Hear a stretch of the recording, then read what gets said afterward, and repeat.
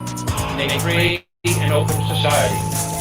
And we are, as a people, inherently and historically opposed to secret societies, to secret oaths, and to secret proceedings. In America, they watch you and they track your every move. They're even putting poison in your food. In America, the people are too blind to see the truth.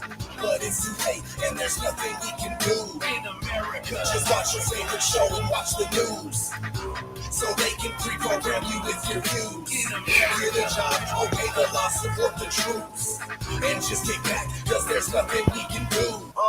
This is the divided states of Illuminati land. People stumbling all over the place like zombies, man. Just like the Walking Dead, they got this country zombified. All your water's fluoridated, all your food is modified. You are what you eat, so I guess that means that you're a GMO. And you don't even know, but you're too blind to see it, though. You have to be asleep to have the American dream. Just how they need it, cause your freedom was never a thing. The best kind of slaves are the slaves that don't know that they're slaves. Stuck in a daze and they behave how they're told to behave. Good little sheeple people, always happy, always gleeful. No revolting, no rebelling, no uprising, no upheaval. The ones that rule us wanna keep us all clueless and weak. It's not looking so good for humans, the future is bleak. You think you are unique, but really you're a replica, created by the false education that they gave you here. In America, they watch you and they track your every move. They're even putting poison in your food. In America, the people are too blind to see the truth. But it's too late, and there's nothing we can do. In America, just watch your favorite show and watch the news, so they can pre-program you with your views. In America, get a job, obey the law, support the troops, and just get back, cause there's nothing we can do. In this present crisis, government is not the solution to our problem. Government is the problem. We are conditioned every minute of every day, and being ignorant is just the American way. Whoa. The national debt is a debt we can never repay. But if they say to pay your taxes, you better obey. Hypocritical kingdom of wicked criminals, using symbols and signals to fill your head with subliminals. When you watch TV, it's corroding your mind. When the 5G network goes online, there'll be nowhere to hide.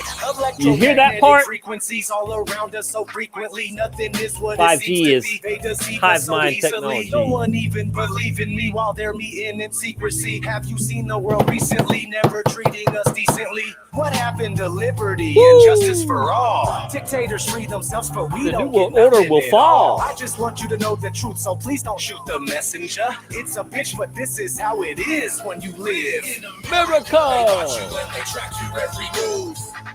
In the They're even putting Netherlands. poison in your food. In America, In the people Israel. are too blind to see the truth. In But it's Canada. too late, and there's nothing we can do. In America, just watch your favorite show and watch the news. In Australia. Program you with your views. In New Zealand. Obey the law, support the troops. And everywhere else in between that the New World Order can conquer. That's right, folks. We are in a battle against the New World Order.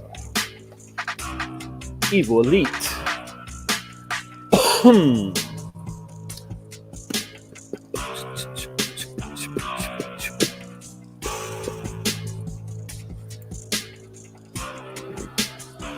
And I need one more song. We're gonna hear Destiny Lab real quick, and then we're gonna get rolling, folks. I'm just waking up from a nap that I shouldn't have took, or maybe I should have took it. I don't know. In Thousand Oaks, California. What's up? In Detroit, Michigan.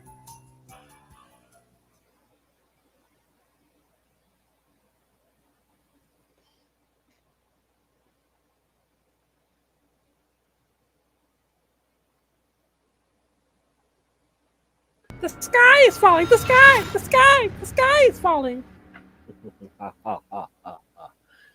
Good to see you, good people, man. Good to see you guys. It's been a little while. The least intelligent. Now let's see. But I had the storm come through. Looks nice and All right, let me stupid. get some medication in me, and we're gonna get rolling. Woo! But the sky is falling. The sky.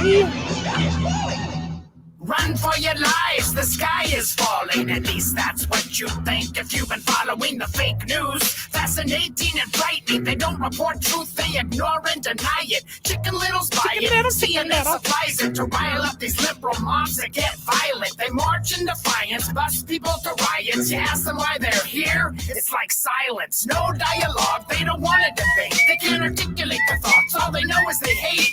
Believe they're on a team called the liberal left. They want to be victims, so they march lockstep. They're intolerant of all opposing opinions, following their master's plan. They're like the minions. The fundamental difference in our two worldviews is I'm offended by lies and they're offended by truth. People sick of the politically correct, evident in the president-elect. CNN said Hillary would win. Instead, we're making America great again. People sick of the politically correct, evident in the president-elect. CNN said Hillary would win. Instead, we're making America great again.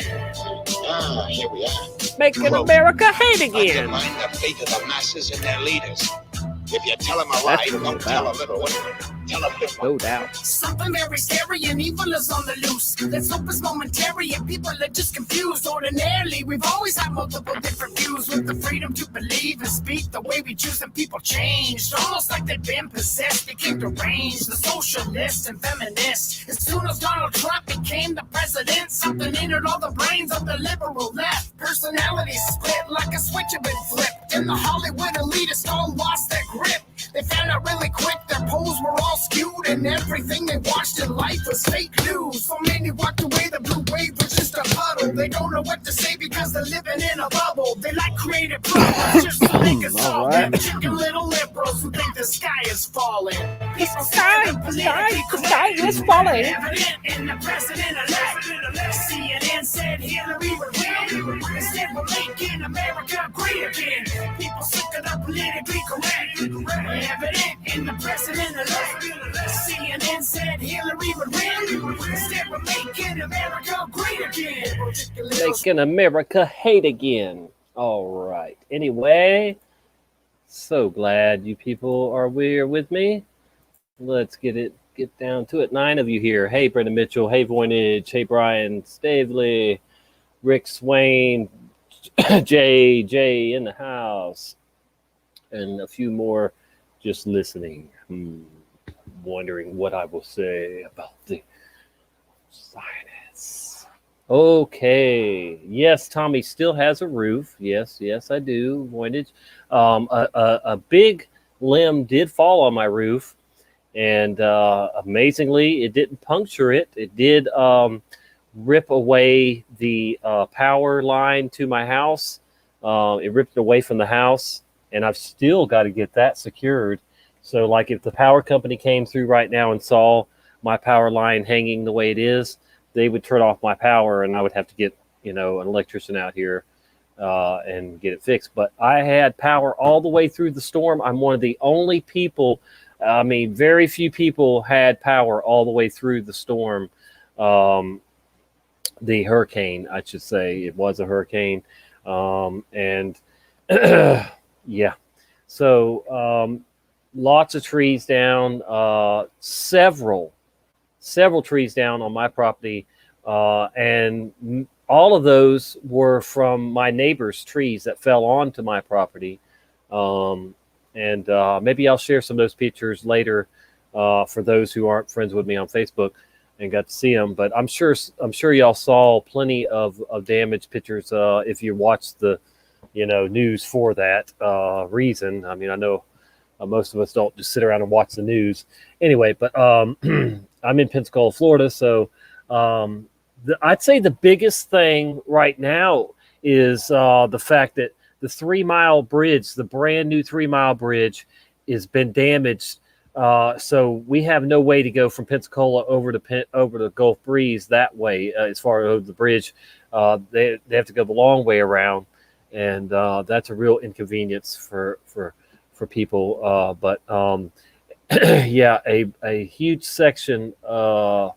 I want to say a big chunk was taken out of a brand new bridge that's 3 miles long that goes from Pensacola to over to Gulf Breeze, Florida, and it was hit by runaway barge, and then it was hit by a crane. I think the crane maybe did the most damage when it hit it.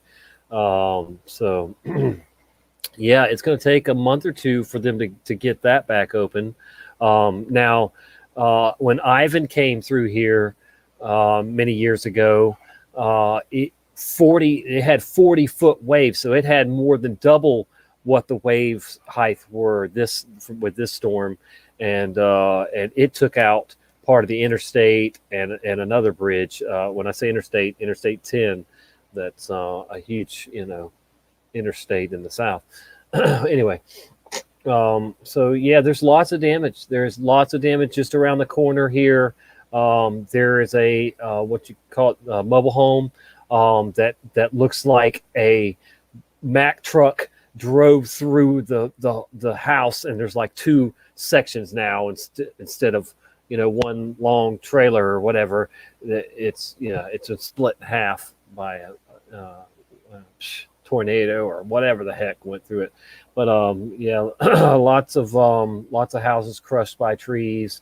The building next to the building I work at, the granite shop, our landlord's building, which is a big building. It has a lot of office space in it. There's a radio station and a U-Haul place that rents U-Haul trucks and trailers, and then a lot of empty space too that they hadn't rented out. But that whole roof peeled off just unbelievably. Of course, I went live, so y'all probably saw all that. But anyway, so there's a lot of damage. There definitely is, and we got through Ivan, and we'll get through this.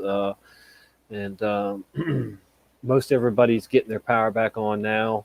Like I said, I had mine all the way through, even my internet all the way through. I did lose the internet a little bit after the storm went through, which was weird, but it came back pretty quick too. So I'm thankful to be alive, and there's not much damage to my house, so I'm good. There's plenty of crap in the yard. I mean, it's a disaster still, and I had to go over and help my neighbor's house. Now their roof was damaged, and I've still got a little work left to do on their roof, but I got the most part of it done that needed to be done. But all right, so let's move on with the topic here. Good to see, like I said, good to see everybody here. And we're talking about Zionism, Zionists today. And I want to say first off that I am not against the Jews or anybody for that matter, period, in the world. I do speak out, stand up, speak up against evil. So anybody, any group that's evil, I'll certainly call that out. And I I know that Israel is considered God's chosen land, and Jerusalem is his city. And I know that not all Jews are Zionists. Thank goodness for that too. And you have people that you have Jews that speak out, even a rabbi that speaks out against Zionism, which you're about to see here in just a minute. So you can have a radicalized religion. I mean, any religion could be radicalized, I do believe, and used for nefarious reasons. So there's that too. All right, so let's jump into this, and I'm going to introduce you to Zionism and go from there. So this is a ultra-Orthodox rabbi answers why did he protest AIPAC. This is from last March, March of 2019. But just listen to what he talks about with Zionism here.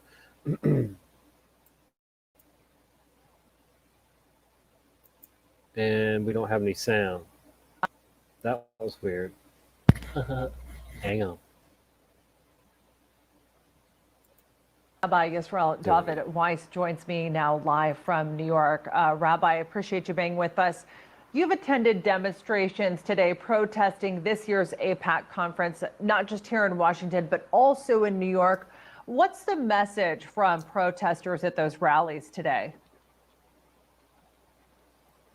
With the help of the Almighty, that He should bestow upon me His truth and wisdom, that we may convey the message of the Almighty and of the Jewish people. Okay, right off the bat, do you see his ID badge there, his name tag?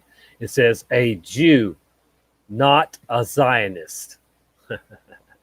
I like that. Our message is quite simple. We are a religion called Judaism that has we've been practicing for 3,000 years. It is to be subservient to God and uphold His covenant, the Torah. But unfortunately, a little over 100 years ago, a movement called Zionism has really hijacked our religion, has really hijacked our religion for a has really hijacked our religion for a base material nationalism, mostly by non-religious Jews. And very clearly, the chief rabbis of Palestine in 1947, prior to its ratification by the United Nations, these are United Nations documents. There was a meeting in the United Nations in the delegation in Jerusalem and Al-Quds, where the chief rabbi claimed and stated, we furthermore wish to express our definite opposition to a Jewish state in any part of Palestine. This was Rabbi Dushinsky, declaration before the United Nations, July 16th, 1947. This is the view. If I had $1 for every time something major has happened on July 16th, my birthday, and David Weiss's birthday, man, I swear there's so many things connected with that date. I don't know. It's weird. Of the religious people true to our religion. We are to serve God, not to occupy or steal or kill or oppress. In fact, since the destruction of the two temples, we are not even allowed to have Jewish sovereignty return and make our own country. So, and this was respected for 2,000 years. We were on the Ottoman Empire. Yes. Rabbi, if I can interject for a moment, the Secretary of State, Mike Pompeo, equated anti-Zionism today with anti-Semitism. I want to get your reaction on that comparison. Yeah, this is good right here. That is part of this Nakba, the tragedy, because never the twain shall meet. Anti-Zionism is a righteous issue. It is to stand up for a criminal offense, a horrendous offense of occupying people, not only the Palestinian people, but I want you to know that the Jewish people in Palestine are being brutally beaten daily because they demonstrate peacefully. We don't have guns. They're beaten with horse. They demonstrate peacefully. Without guns. All right. Yeah, just let me just stop there for a second. All right, because the Zionists have a plan for peace in the world, and it's coming, folks. But it's the same plan that the Antichrist is going to use, peace and security. So check it out. It's the Noahide Laws. This show right here isn't even about the Noahide Laws. I have nothing open and ready, prepared to talk about the Noahide Laws in this show. But I'm just telling you right now, they're coming, and they're already being implemented. They have one of them's already been implemented in my state, but they're being implemented worldwide. And the Zionists will use the Noahide Laws to enslave and control everybody. Everybody. Okay. Anyway, that they can, of course.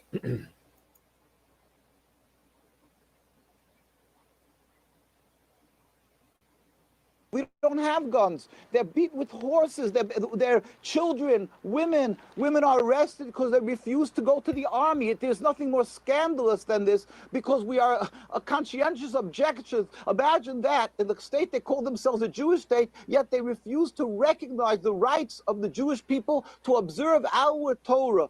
And we cry with the Palestinian people, and the world is being duped, and Yep, they're the world's being cowed duped into believing that if they don't support the Zionist state, they're anti-Semitic. While in truth, the state Dean, of Israel is exacerbating anti-Semitism. History is they want the Ottoman world Empire. to be the state of Israel. Is proof how Jews coexisted in harmony, even though we have a different religion than the Muslim people, but that was never an impediment to coexistence. The impediment is the creation of a flawed, selfish occupational state that's masquerading in my religion. And the Zionists, who mostly don't look religious, look at Netanyahu, they don't suffer when they go around the world. The Jewish people who look like Jews, who are true to our religion, are hated and detested because of what the actions of the Zionists that is against God. We plead with the world, do not be intimidated, speak up, and hear the voices of the Jewish communities in Jerusalem, and the hundreds Noahide Laws. of thousands of Jews who are living there, who are gathering there, and around the world, whether it is in England, whether it is in Canada, wherever there is a very religious community, they are anti-Zionist, and they are pleading with the world, respect us, respect that we can uphold our religion. My grandparents died in Auschwitz. We suffered because we were Jewish. Rabbi, and now Zionism is only unfortunately, creating more we have bloodshed. to leave it there. Yes. Appreciate you being with us, Rabbi. Thank you very much. They wanted to shut him up quick. So there you are. There's a real rabbi telling you that Zionism is garbage, bad. Yes, indeed, it is. So this is the future of Israel as a Zionist entity, and I'm going to finish watching this before I share it. But yeah, it's going to have some interesting telltales in it. And let me just hit that right there. We're not going to watch that right now. This is what is Zionism 3.0, put in a little pretty package. And look at the number 322. How nice of them. Yeah. You know that's on purpose. 322. Our aspiration for a homeland is as old as the Israelites who wandered in the desert. Long before the term Zionism was coined, it was a dream we nurtured in our collective memory throughout the diaspora. The modern Zionist movement was born in the 19th century. Incited by the Dreyfus Affair, Theodor Herzl and his contemporaries formed the first Zionist Congress. They expressed the need for a Jewish state, and the religious idea of a homeland, Zion, evolved into a political one. This was Zionism 1.0, the aspirational stage in the quest for a Jewish homeland. Jews gradually migrated to the region, first under Ottoman rule and then later under the British Mandate. Following World War II and the Holocaust, what had already been agreed upon became eminently clear. It was time for the Jews to have their own state. And in 1948, David Ben-Gurion, with the backing of the United Nations, declared Israel's independence. This marked the start of Zionism 2.0, building a home for the dispersed Jewish people. Israel fought for its life, absorbed massive waves of immigrants, many of whom came as refugees. Israel endured wars, overcame an economic crisis, weathered social unrest, and signed difficult but crucial peace treaties. The birth of modern Israel inspired Jews all around the world, and Israel quickly became a unifying story, receiving invaluable support from diaspora Jewry. Today, it has become a regional power, an economic success, a cultural hub, a thriving Jewish state. Zionism 2.0 was a period during which many Israelis believed that all Jews should make Aliyah, and that Jewish life outside of Israel would eventually disappear. But diaspora Jewry continued to thrive and evolve. And at the turn of the 21st century, we have surpassed all expectations. For the first time in Jewish history, there is both a strong Jewish homeland and a vibrant Jewish diaspora. This signals the beginning of a new era, the era of Zionism 3.0. Zionism 3.0 demands that we ask ourselves a new set of questions. What does it mean to be a Zionist today? Are we still one Let people? me tell you. Or will the two populations grow further apart? Probably. How will these centers of Jewish life relate to each other?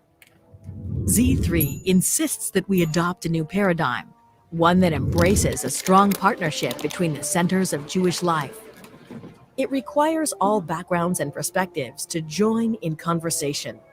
Z3 is about transcending our differences, Welcome, Carrie. strengthening our sense of peoplehood, and embracing our shared destiny together. This is Zionism 3.0, Z3. Come join the conversation. Ha ha ha ha ha ha ha. Oh, really? You want me to join, huh? Ha ha ha ha. Okay, then. All right, here we have Palestinian Christians under Israeli occupation. We're just going to glance at this because this is part of what they're doing, of course. When Trump says that Israel is one of the great democracies in the world, I would say that's the biggest bullshit I've ever had.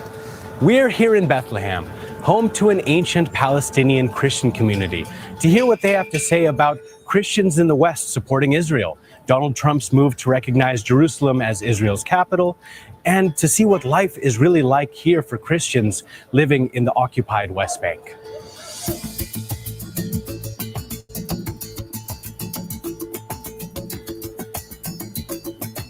It's 421 in not in California, on the East I Coast. always try to tell my child that we don't hate Israelis, but we hate what they are doing to us. My name is Marwan Harb. I'm a Christian living in Palestine, Bethlehem. When I hear that Christians in the West are helping Israel, thinking that they are helping Christians in Palestine, I think they're mistaken. Israel is who to blame. They took everything, man. They took all your life since you were a child. There's understanding between Christians and Muslims that live here. There's a lot of differences as well. And who care about us, the Muslim Palestinian? They care more than the Christian in the world. So our brother, they are the Palestinian Muslim, not the Christian in the world. I tell my brothers and sisters from other nations, Christians, I tell them to support us. My name is Sandy Kumsiya. I'm a Christian Palestinian. We are here in Bethlehem. It's really sad here. What happens to anyone who speak against the Israeli government here? If they will notice that there's someone might make a threat for them, they will come in less than 10 minutes and take him away and will be in jail. Some of the most basic rights, human rights, are not given to us. We have a problem with the government and the rules they set. Freedom of movement, freedom of speech, just freedom in general. We don't have it. And this is it, the separation barrier, also known as the apartheid wall. It separates Bethlehem and the occupied West Bank from Jerusalem, meaning that for Christians to visit their holy sites, they need to go through an Israeli checkpoint and get Israel's permission.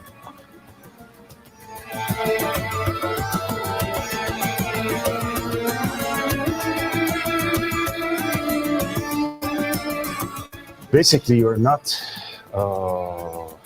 allowed to breathe unless you take their permission. And they control how much water we get. So we get the water like 1 day in the month. So this is a big problem. No one know about that and no one care about that.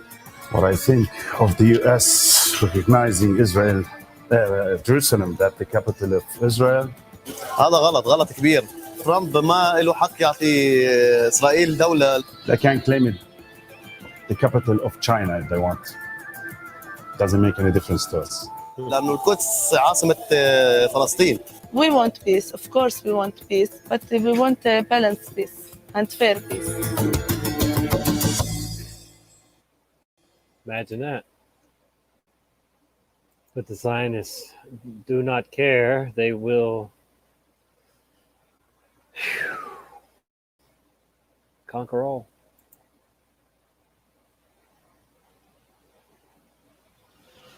May 14th, 1948, 4 p.m. Tel Aviv. On a small podium stands a determined Zionist leader before a hastily convened gathering, reading out a proclamation which would change the course of history. This is how the State of Israel was born. First, a bit of background.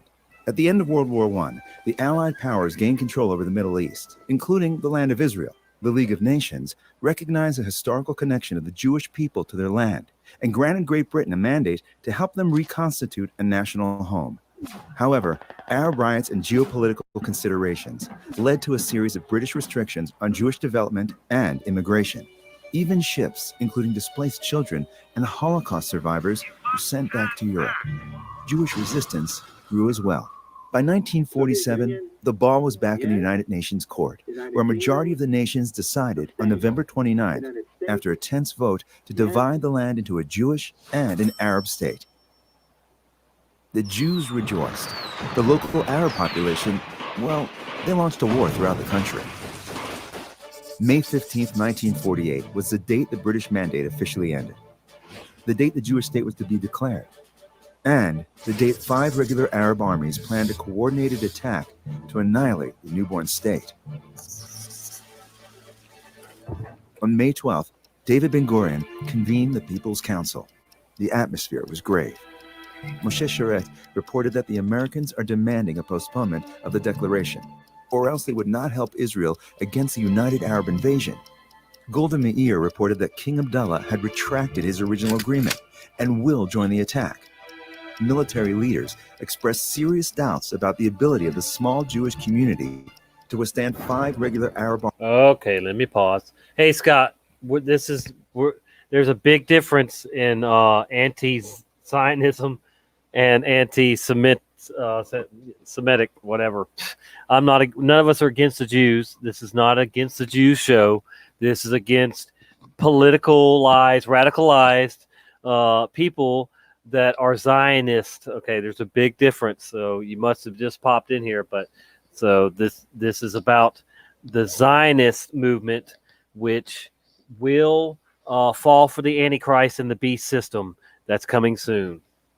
I pray for all Jews, all people on this flat plane of existence to find Jesus, and the Zionists want nothing to do with Jesus. That's what this is about. Armies equipped with European weaponry.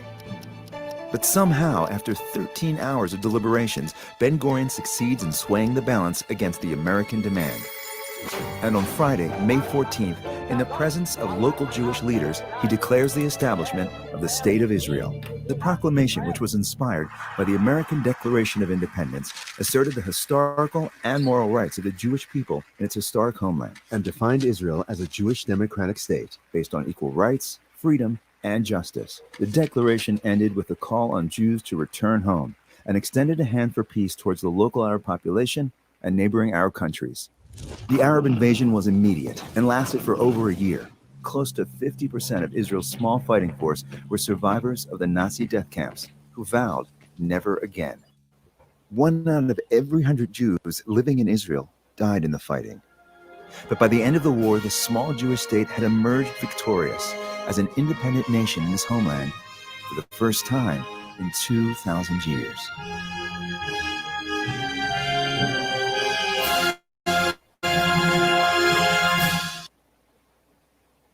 Zionism has hijacked Judaism, like the other guy said. Now here's another one we're going to watch on Zionism. Influence Israeli politics. The term Zion is associated with the city of Jerusalem. The land of Israel has always been sacred, and it has inspired countless pilgrimages for displaced seeking the return to Zion. Around the dawn of the 20th century, immigration to the land of Israel was especially popular because of a growing Zionist political movement. This modern Zionism created by Theodor Herzl centered around the belief that all Jews belong to a single nation and that they should establish a sovereign state to return to. Herzl published a pamphlet on the subject known in English as The Jewish State, and then organized the first World Zionist Congress in 1897 to discuss homeland options. During the next few decades, Jewish states were proposed in places like Alaska and Uganda, but Jerusalem and the Palestine area was the area that held the most significance for Jews.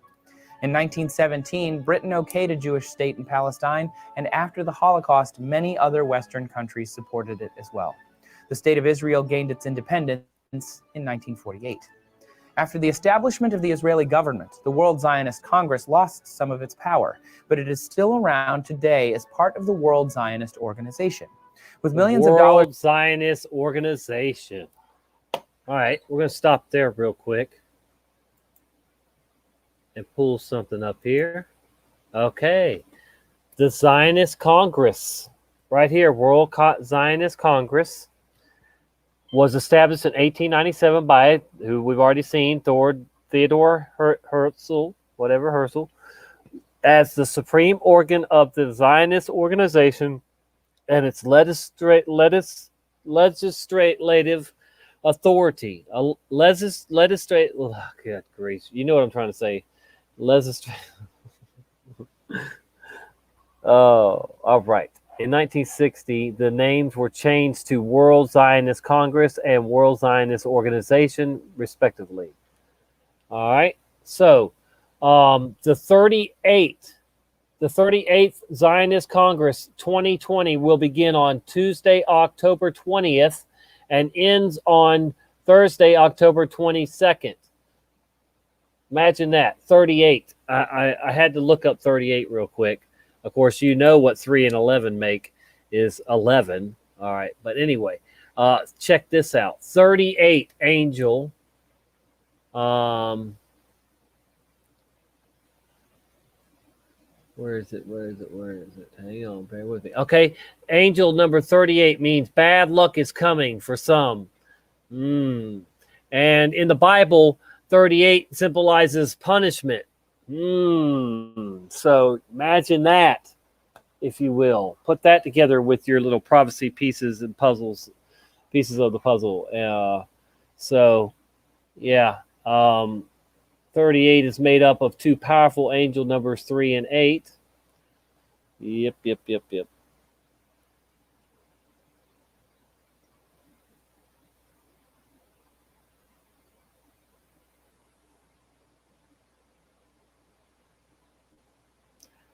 Number is also about relationships. I know what relationship I count on. That with my Creator. So, yeah. Zionist Congress, American Zionist Movement. Yep. The Zionists, are just another group of evil elite that want to rule the world, unfortunately, and they're using religion, to make that happen. So if you don't know anything about the Noahide Laws, I suggest you look them up because they're being implemented worldwide to control and enslave everyone, and it'll be illegal to be a follower of Christ. Christ is considered an idol to them, and you will have your head chopped off for believing in Christ under the Zionism rule that is coming. In their budget, they work alongside the Israeli government to encourage Jewish settlement in Palestine and Jewish national sentiment through education. How does Zionism affect modern Israel? Well, since the early 1900s, many different forms of cultural Zionism have permeated the country.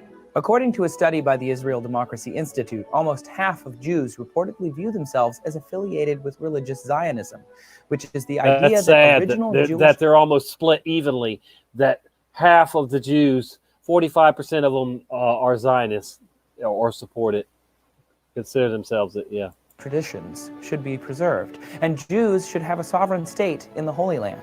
However, many Palestinians call this area home too, and they resent the influx of Jewish immigrants there. So although Zionism has given a homeland and safe haven to a long oppressed community, it has also flared territorial tempers in the Middle East and contributed to the current Israeli-Palestinian conflict.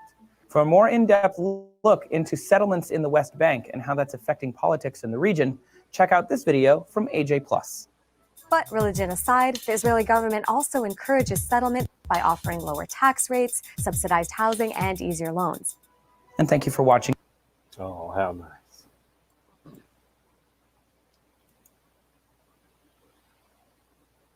Oh, boy.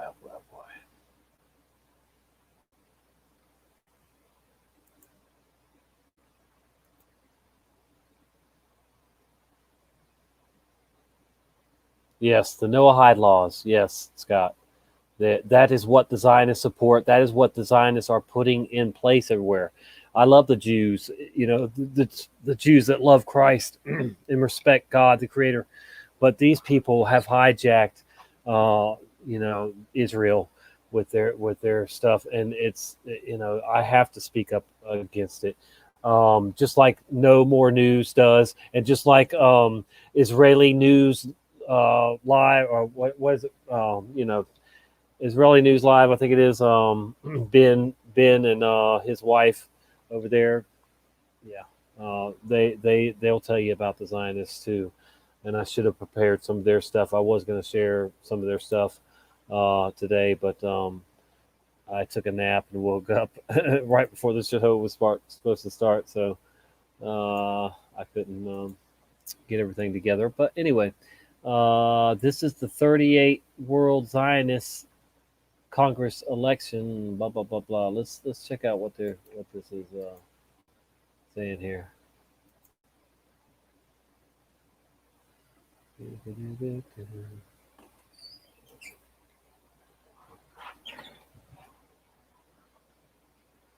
Oh, your voice synergy.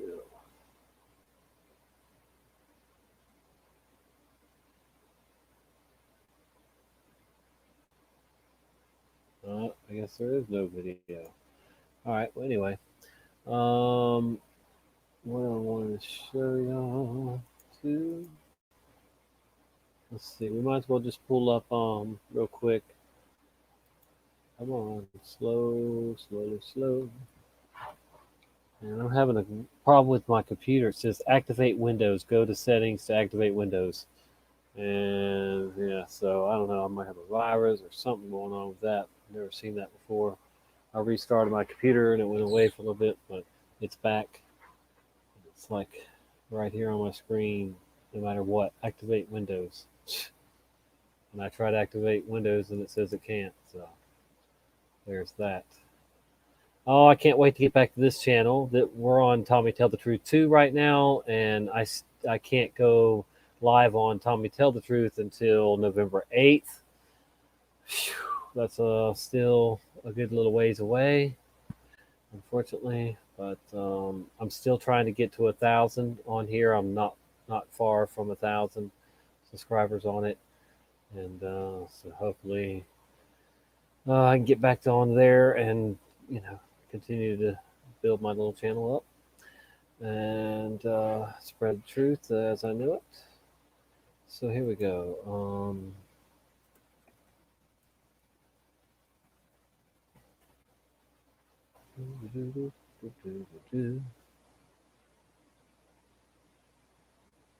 So yeah, here's No More News, talking about the Noahide Laws.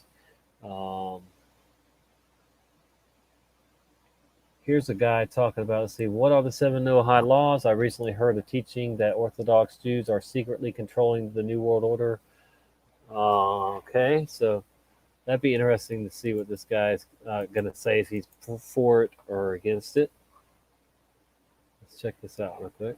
We're not going to watch the whole thing, I don't think. And look, he's already got the globe there. It's not a globe.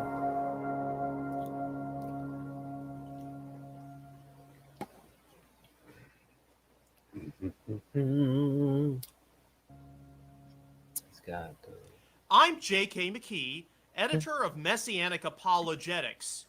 If you are new to the channel, be sure to subscribe for future teachings and updates. What are the 7 Noahide Laws?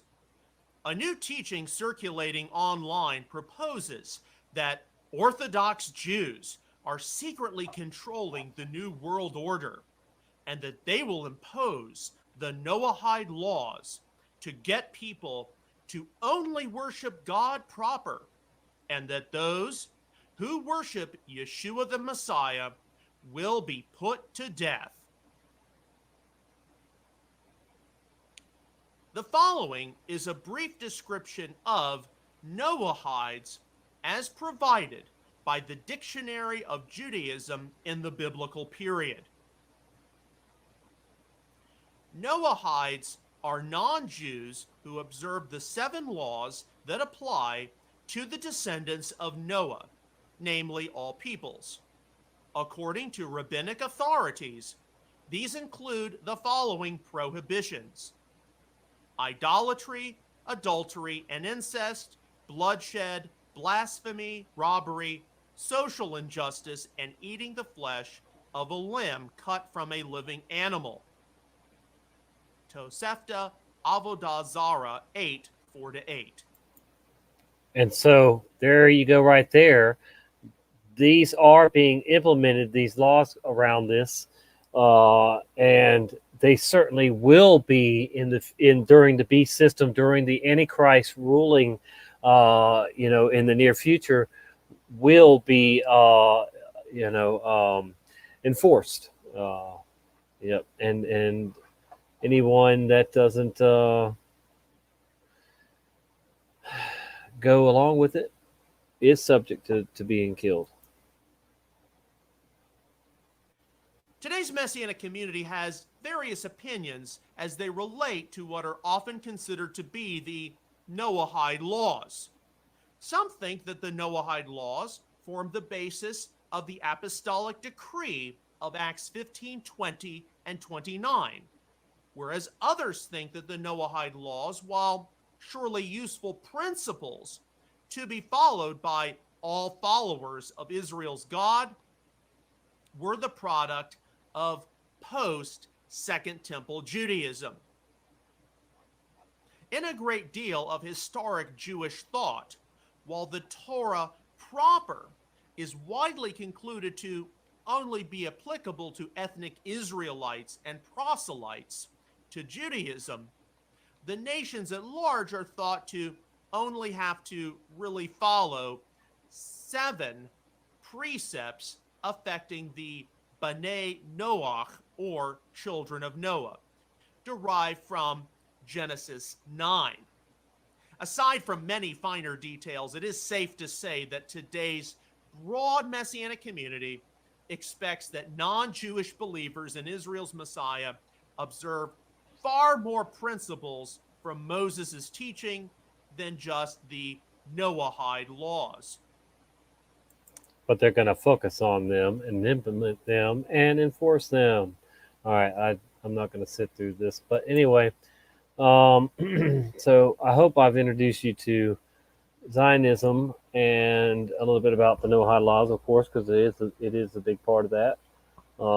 I encourage you to do your homework on the Noahide Laws and stand up against them.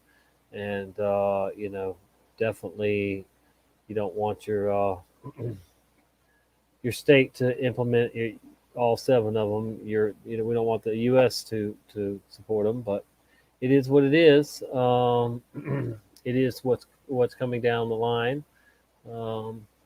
But I think we should definitely stand up and speak up against them and not support them, just like we don't support any of the beast system agenda, the New World Order, One World Order agenda that is being implemented.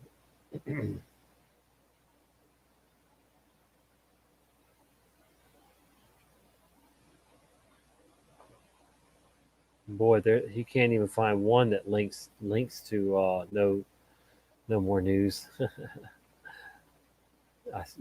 Somebody else had uploaded that video, but it wasn't from No More News. No to the Noahide Laws. That's a channel. I like that. Let's check that out. The channel. No to the Noahide Laws. I can't stand when people have a video that starts automatically when you go to their channel. Oh, that's annoying. So they've been gone for 5 years, I guess. That's great. Maybe they haven't started another channel or something, but you know what? It's a touchy subject. People don't like to be looked Jew, and I don't want to be looked at anti-Jew neither. But I am anti-evil governments and evil religions, or those that have been hijacked by evil people. So yeah, there's that. No to the Noahide Laws. I'm a contrarian. I don't know. Whatever. Since March 26, 1991, here in the United States, HJR 10214 public law has made the AKA Noahide Laws as law of the land. The treasonous vipers from the abyss have been given this nation over to these anti-Jesus vipers of the Talmud. It is our duty to force all mankind to accept 7 Noahide laws, and if not, they will be killed. That was said by Rabbi somebody, October 6th, 2004. Oh, Ginsburg. His last name was Ginsburg. Rabbi Ginsburg. Okay, I guess, or I don't know, whatever. Isn't that nice? Yeah. So, punishment for breaking any of the 7 Noahide laws is death by decapitation. It's maybe not right at first, which is now, but at some point, yes, they will use it. You better believe it. When we're deep into the tribulation period, they will cut off the heads of anybody that refuses 100% to take the mark of the beast and follow the beast laws, like the Noahide laws. Alrighty then. Let's see where we're at in the chat, and I've probably got a few more things to share. So what's going on? Brian's back in the chat. He says, I'm back making food but listening. Thomas Knight says, NASA BS sub Bell Tommy tell the truth too. Yes, splashdown landing. Let's see. Tommy was a strike. BS strike takedown. Yes, I know. NASA hates me, but NASA hates the truth. NASA hates to tell the truth, because I honestly, I've never heard the truth from them. Even when I asked NASA years ago in a Q&A with NASA, I said, why haven't we gone back to the moon? And this was like when I was a kid, okay, and not or a young teenager, and their response was, of course, that the Van Allen belts. Well, if the moon, now they say that they've said the moon is in our own atmosphere, so the only way they've gone to the moon is if it is in our own atmosphere and not beyond the Van Allen belts, because they can't get past them. They can't get past the firmament, and they've tried to blow that up, but who knows? Maybe they will have some success at some point blowing that up and getting out of here, but there'll be consequences and God's wrath to deal with. So what's up, Love Trail? Voynich, Jay, everybody, David Reif, welcome. If you're still in here.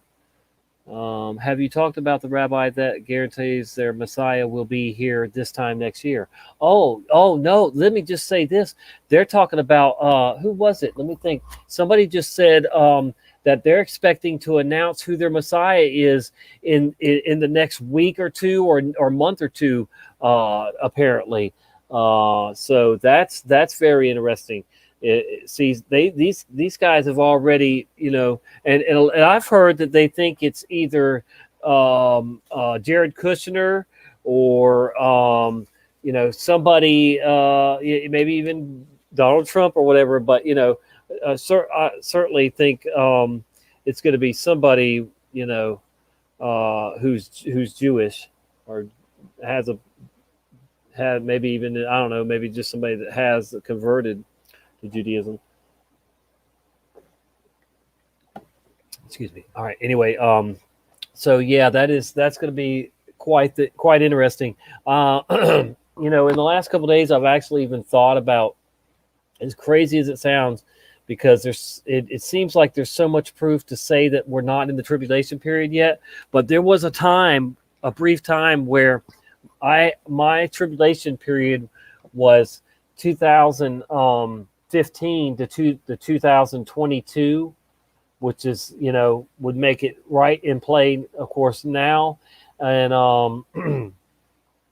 but then I did more searching and stuff, and it seemed more logical that 2021 through 2028 is the last seven, because the Bible alludes to Israel being strong and and staying in power for 80 years. And so in 2028, Israel will be 80 years old, and I think that's the end of them at that point. The Bible alludes that they will be a nation again for 70 to 80 years, if they're strong, and they are strong. And we're in the 70s now, obviously. So it's going to be interesting to see how it plays out. But I just want to be on the right side of this thing. I love everyone. I don't care what color you are, what background you have. If you've come to know God and Jesus, and and you love the truth, and you spread the truth, and you stand up against evil, then you're my friend, you're my brother, sister. And and I appreciate everyone who at this time in this age, this late hour, that appreciates and seeks and spreads the truth. And I know we don't all have everything figured out, but let me tell you, I don't come on here unless I do my homework and I take it to God. And I don't want to spread false information about anybody or group. I definitely know that God wants us to stand up and speak up against the Zionist movement, the New World Order movement, the One World Order. Now, I know that the Bible says we're supposed to obey our governments, but see, all that is out the window when you're in the end times. We're at the end of the church age, folks, and so we're at the end of one age, and we're in a transitional period right now of the entering the new age, and so anything is possible. Also, and God is allowing man to do whatever he wants, and use powers that are out there available, and it's all about what intentions you have, and people that are loyal to Satan are using powers to make changes and to advance the New World Order agenda, the beast system agenda. And we're seeing that they are not going to stop what they're doing. The vaccines will be voodoo. They will be definitely toxic and will lead to the beast, mark of the beast. It doesn't mean that the shot itself is the mark of the beast. That's too easy. It will be, at some point, the verification of having that vaccine. Just like they tried to do with the mask too, by saying you can't come in here, you can't buy and sell without a mask. How dare you? Most of us have refused the mask. I've only had to wear one time to get in the courthouse for 30 minutes. So I have not put on a mask before or since that court date. I've been in many stores. I just walk in right any of them now, and I right past the signs that say you're required to, and right past the people selling you, hey, you need a mask, because I'm not going to roll over. I'm not going to bend over, and I'm not going to be be silenced. Even if YouTube takes down this channel, then I will find a way to get, my testimony and what the Holy Spirit, what God has put on me to put out there. So I always appreciate you guys being, here, and you make coming back, very inviting and exciting. And yeah, I know that you love to obey the government, Brian, and you love Trump, but I can't do it. Sorry. Oh goodness. Has obey your government always been in there, Tommy? I think for me it has been. Yes, I pretty much, but that doesn't mean that it wasn't. See, that was one of those things that was changed by King, probably by King, James, because he's the one that wanted the people to, serve him, and yeah, just yeah, that's where all that started too. But I have not mask. Yeah, for me, the mask has been the line in the sand. I did wear it to get into the courthouse because they had the power to put me in jail if I didn't, and I just didn't want to go to jail. Not that I won't, and I did think about that very hard, long too. I'm not scared of jail, but at the moment I was not ready to go to jail over a mask. So anyway, all right. Yeah, let's see what else I wanted to share, and and then we'll go on from there.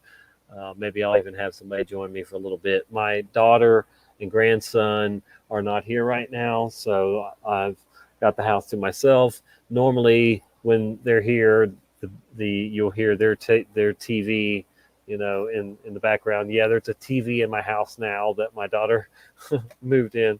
I didn't have a TV in here. I did have a broken or an old one that sat, in the house for a long time, but I never used it, and I got rid of that. And then my daughter moves in and brings in a TV. It's like, but anyway, so I did pull up this guy who was the former president of Israel. Oh yeah, Shame, whatever Shame, yeah, Shame Wiseman, was a Zionist leader and an Israeli statesman who served as president of the Zionist organization and later as the first president of Israel. He was elected on February 16th, 1949, and served until his death in 1952. Excuse me. La la la la la la. I don't remember why I had this pulled up. I guess I was just looking. Let's see. And here's what. Here, let me just play that quick. Zionism.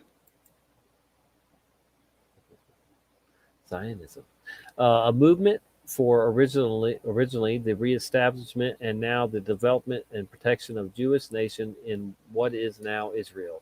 It was established as a political organization in 1897 under Theodore Herzl or whatever, and was later led by that guy, Shame Wiseman.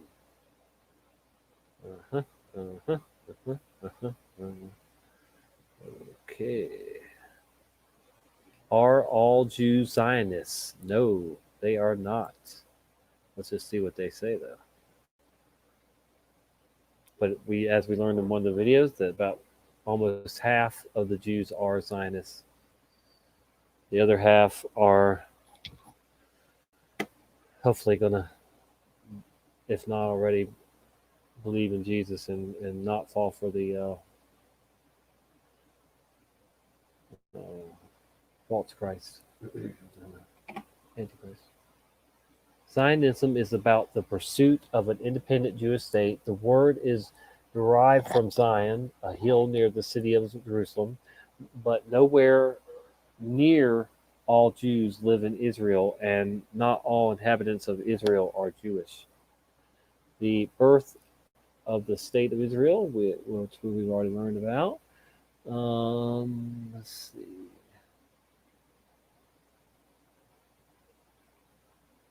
Out of the population of more than 300 million, the 6 million Jews in the United States are but a small minority in Israel. On the other hand, almost 80% of the population is Jewish. The difference between Zionists, Jews, and Israelis. Back to the question. So a Zionist is someone who strives for an independent Jewish state. To many religious Jews, Israel is the promised land, but many non-religious Jews too value the fact that there is a country where Jews can live in freedom and safety. Nowadays, the word Zionist is often used as a swear word, a negative label. Many Palestinians and supporters of the Palestinian cause no longer distinguish between the word Jew, Israeli, and Zionists. But I do. I know there's a difference. Just saying that. This is not correct. Yes. Most Jews do not live in Israel. Not every inhabitant of Israel is Jewish.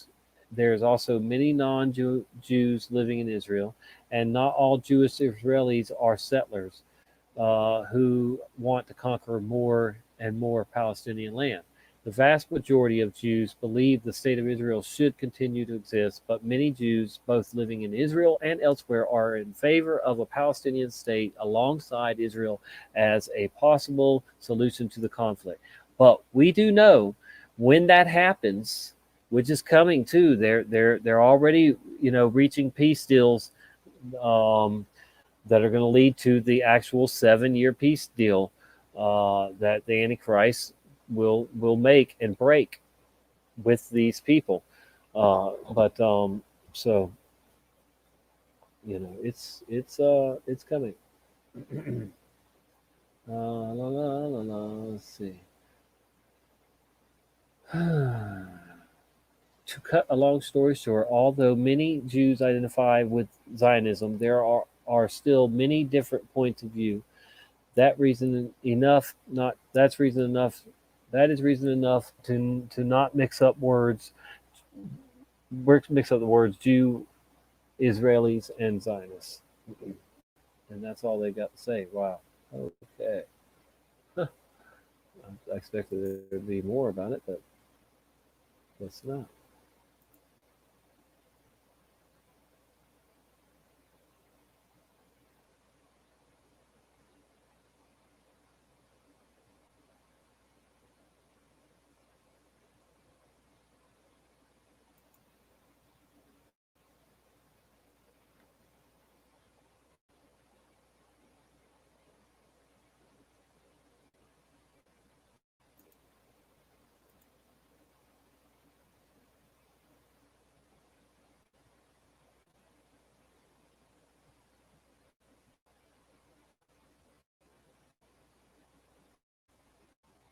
We had a couple nice days after the storm, and now it's ucky again. But Florida does have crazy, wacky weather like that. All right. Well, like I said, I hope I've introduced you to Zionism and the dangers of it. Hey, Fizzy Pop, another one. The trolls have copied his channel. Tom Tell Truth is fake. Brian Staley account in here. You should ban it. You're funny. Always good to see you, Fizzy Pop.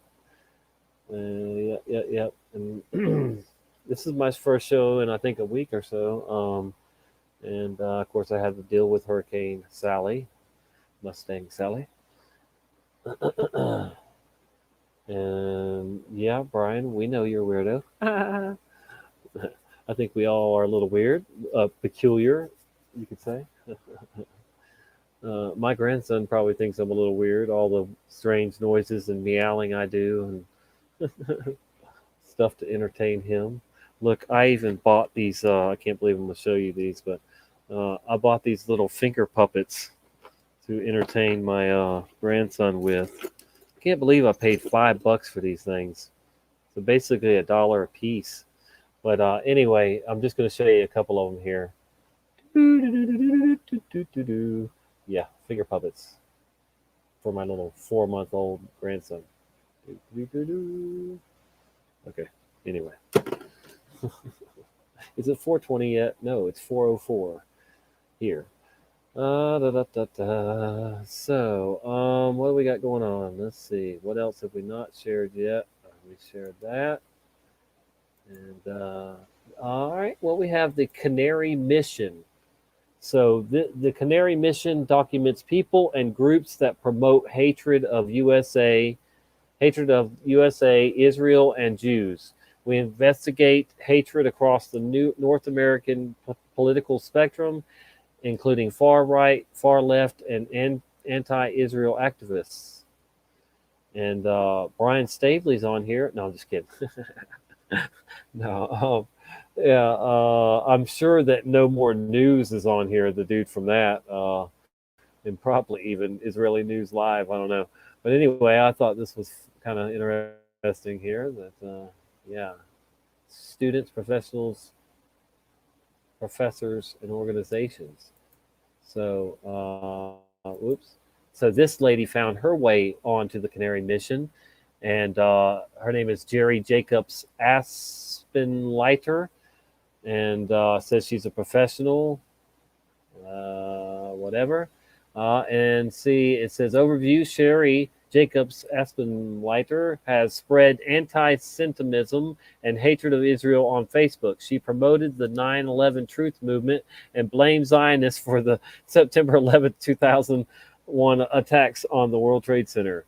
Adherents of the 9/11 Truth Movement dispute that Al-Qaeda terrorists carried out the September 11, 2000 terror attacks and claim that United States government insiders played a part in the attacks.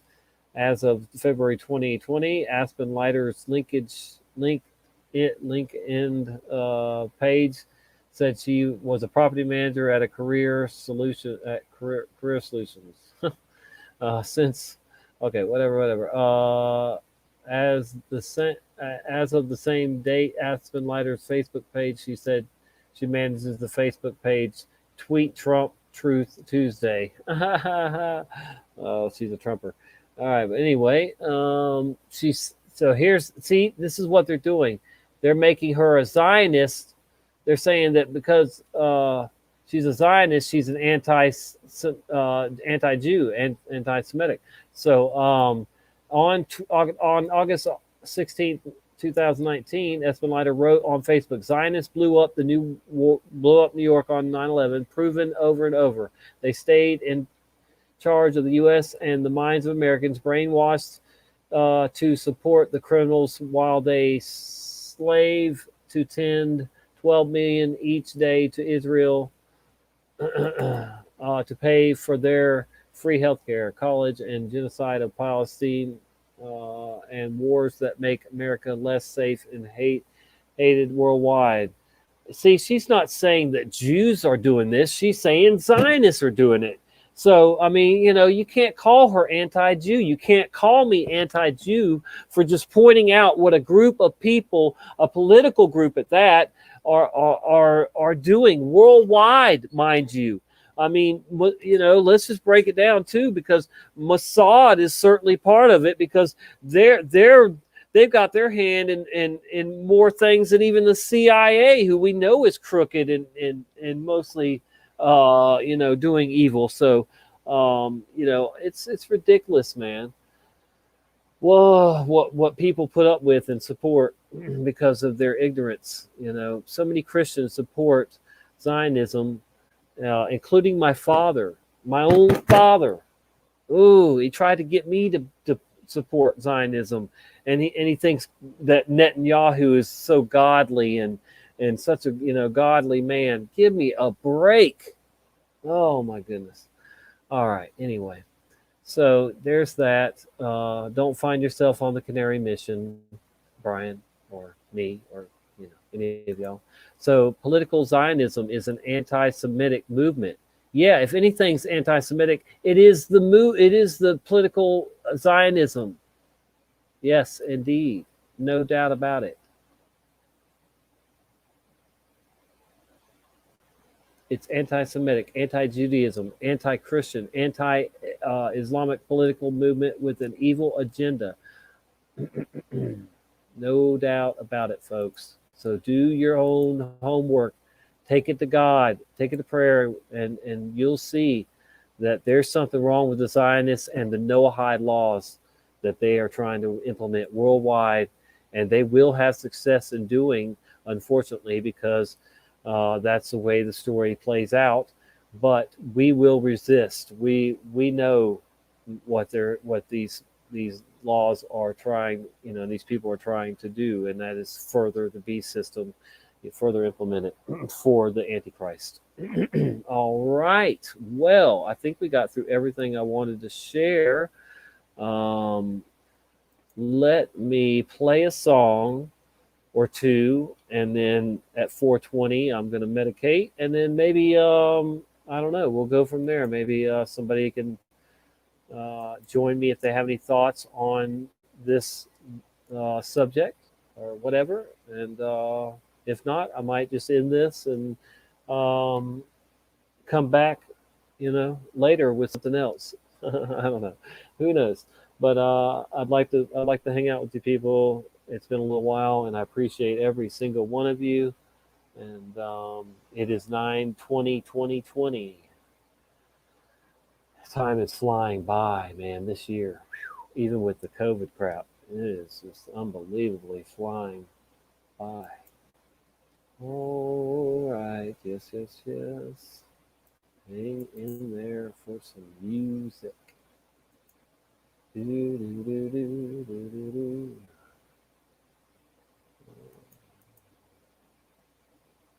Come on. Not working.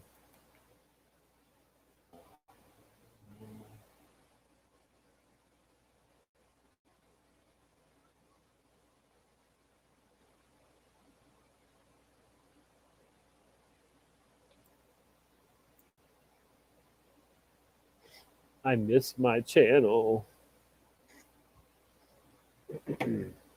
3 weeks ago was my last upload, but my last live show was,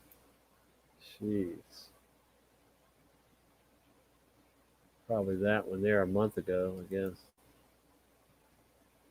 Oh no, that one a month ago, yeah.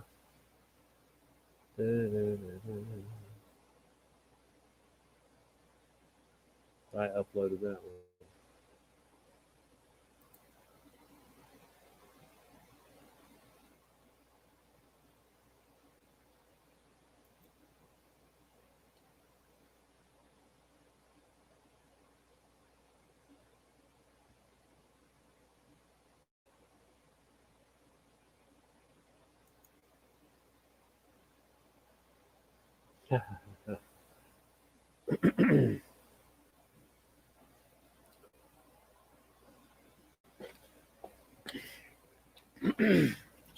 Damn it.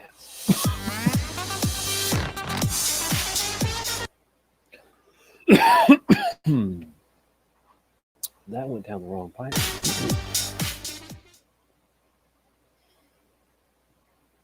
Pure poppycock.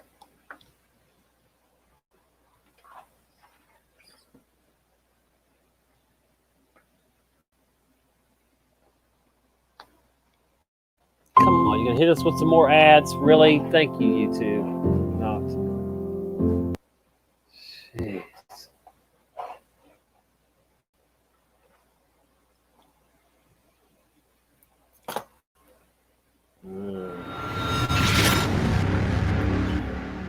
Slow motion.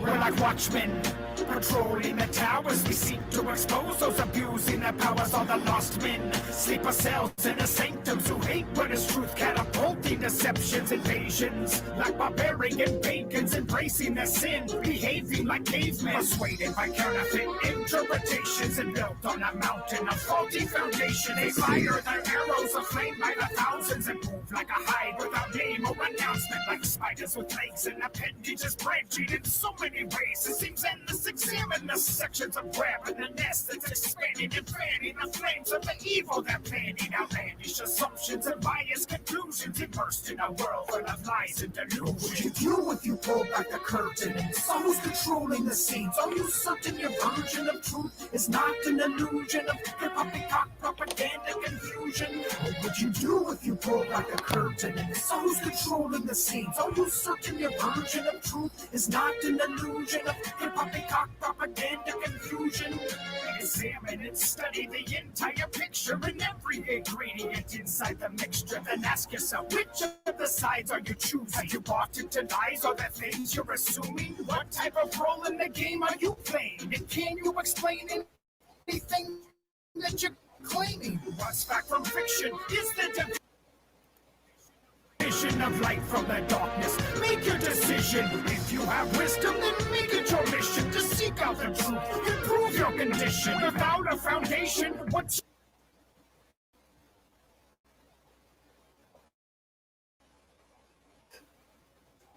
say?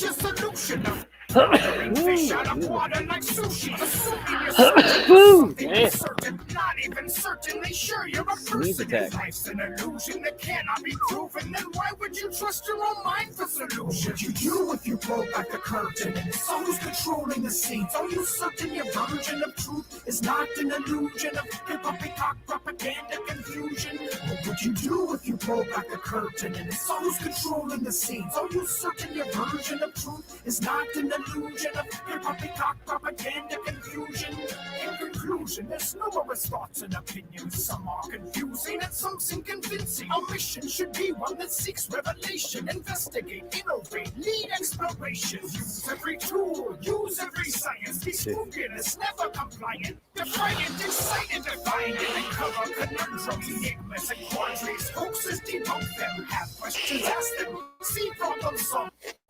Them troubleshoot, figure it out, overcome. Life could be full of unsolvable riddles, but perhaps there are reasons for all the struggle.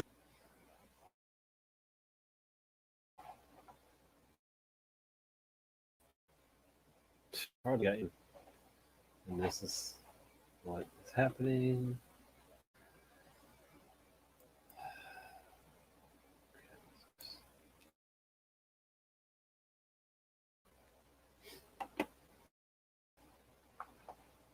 Yes, you gotta love it. Somebody doesn't like what I'm talking about. I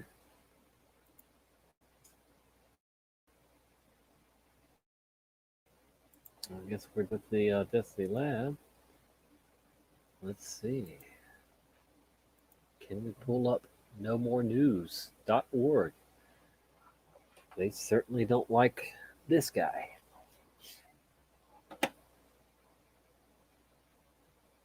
Like it's loading. Have you ever gotten this down here, Brian? If you're still here, it says, "Gummit." Trying to get some. It says activate Windows. Go to settings to activate Windows.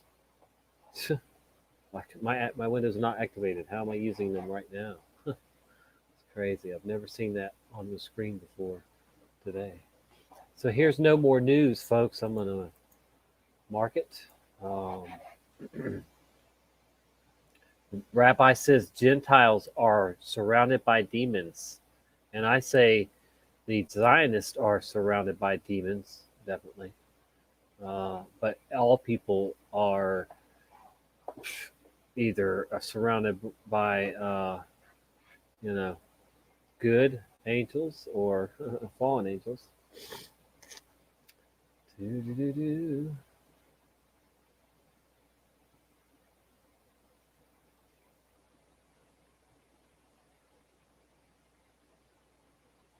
So that was from the 14th. And what else he's got here? The latest. Yeah, that was his latest videos. Huh.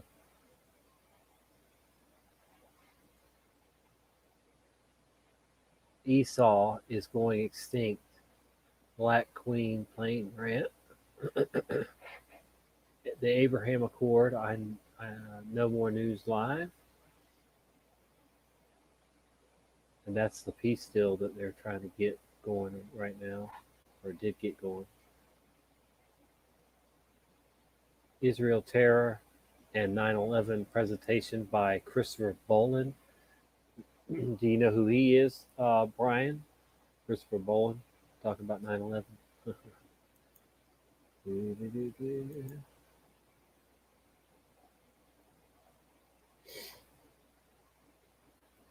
What's up, Rick? What's up, Busy Thomas? I guess we lost Brian, so I don't know. He's been in and out. Maybe not. All right. Well, let's see here. I'm interested in the 9/11 one. I'm going to just peek at that. I might watch it later.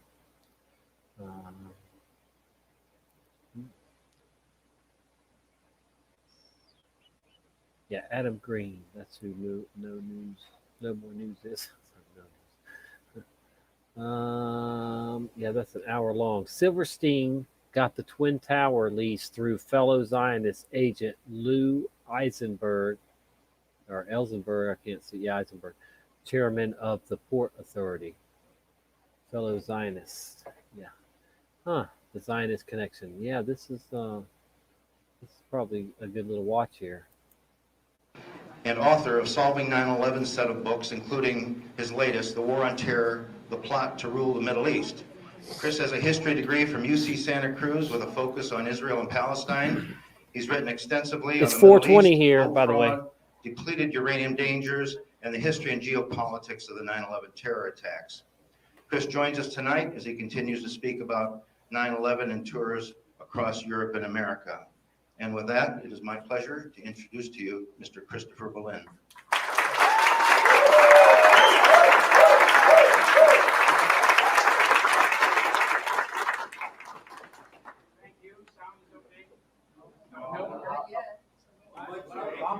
Thanks. Okay. Very good. It's nice to be here. Nice to see all these friendly people that I've met before. Pleasure to be back here. I'm not really on a tour this year. I was invited to speak at a USS Liberty event in Texas yesterday, and then I was invited by San Diego Truth Group, Elise and Ted and my friends to come and speak here. So this presentation is not so much about the details of September 11th. This presentation is about 17 years of deception. 9/11 is going to be the 17th anniversary coming up this week. And it's also 17 years of war. For 17 years, this country's been at war.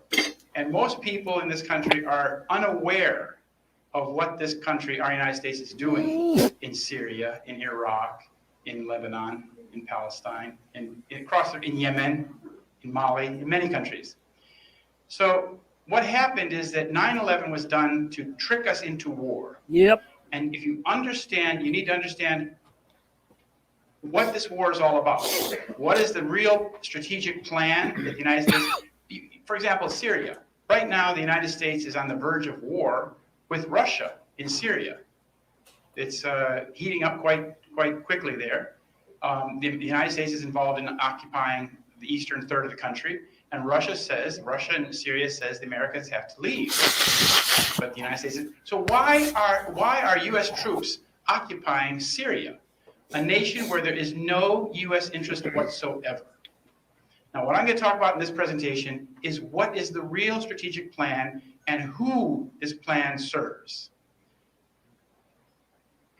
This is my previous protest at the Oscars about solving 9/11 ends the war. What that means is when you understand the truth about 9/11, the war is over for you. You will understand that the war is a hoax, is a lie. My background is I was an investigative journalist in Washington, D.C. when 9/11 happened. I have a BA in history. Israel and Palestine was my focus. I've written the Solving 9/11 set of books, and The War on Terror, The Plot to Rule the Middle East. I have a lot of those little books with me left over from Texas. So if you'd like to get a copy of the book, whatever donation you want to give, take a copy home with you. It's a small book. It's very important. I made it to be small and concise because it's a very important message. Americans have to understand what the war on terror is all about. It's not at all about fighting terrorism. It's actually using terrorism to wage war against independent countries. So the Solving 9/11 set of books investigate various aspects of the terror atrocity.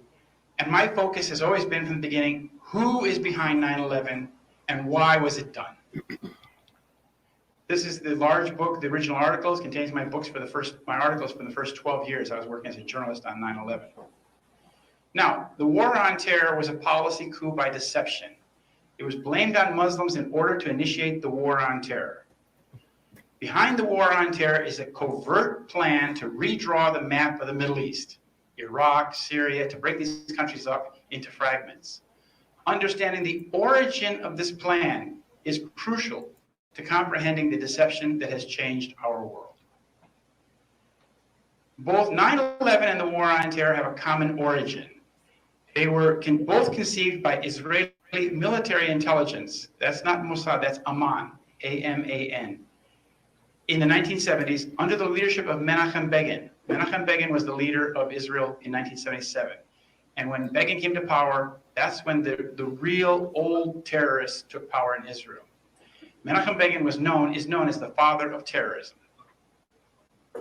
This is Menachem Begin. He was born in Russia, came to Palestine in 42, became the leader of the Irgun in 44, bombed the King David Hotel in Jerusalem in 46, committed the Deir Yassin massacre in 48, redraw the map of the entire Palestinian village, Iraq, Syria, to break created the Likud party in 1973, became prime minister in 1977, of this plan, promptly invaded Lebanon in 1978. This is the emblem of the Irgun. This shows this larger territory called Eretz Israel, the land of Israel. And this is what they aspire to. They aspire to creating a state, the Likudniks, from the River Nile to the River Euphrates, and taking pieces of Syria, Lebanon, Jordan, Saudi Arabia, Iraq along the way. It's interesting to note that although Menachem Begin was the head of the Irgun, which is part of Vladimir Jabotinsky's Zionist movement, Benjamin Netanyahu's father, Bibi Netanyahu's father, Ben Zion Netanyahu, was the executive director of the new Zionist movement when Jabotinsky died. Can you imagine that? Jabotinsky is the founder of this radical revisionist Zionism called the New Zionist Organization, founded in New York City. Hang on 1 second, guys. Just wanting to go through the chat real quick. Both 9/11 and the war on terror have a common origin. Okay. Sorry about that.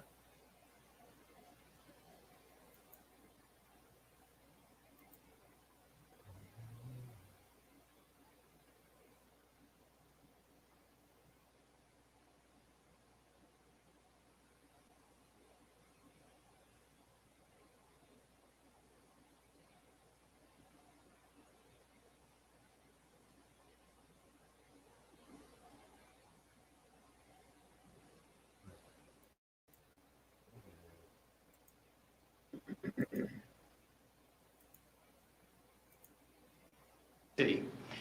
Here's the father of terrorism. This is Menachem Begin and Bibi Netanyahu. And in 1974, a British journalist asked Mr. Begin, how does it feel in the light of all that's going on to be the father of terrorism in the Middle East? And Begin said, in the Middle East, he said, in all the world. So he put on himself the mantle of being the father of terrorism in all the world. So 9/11, we need a little bit more light than that. Oh.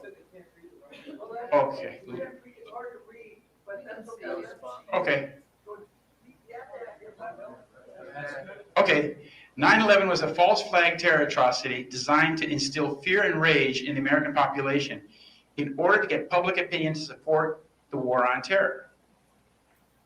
The war on terror is a pre-planned Zionist war agenda to be waged under the pretext of fighting terrorism. So starting the war on terror was the reason why 9/11 was done. The war on terror itself is much older. So 9/11 was a policy coup in this country that brought us the global war on terror and a series of these disastrous and costly wars. This is from Iraq. They also call this war on terror, they call it the Long War. This is written by people who support the idea of fighting this war. The war on terror is the longest and most expensive war in US history, yet there is very little public resistance to it and no political debate on ending it.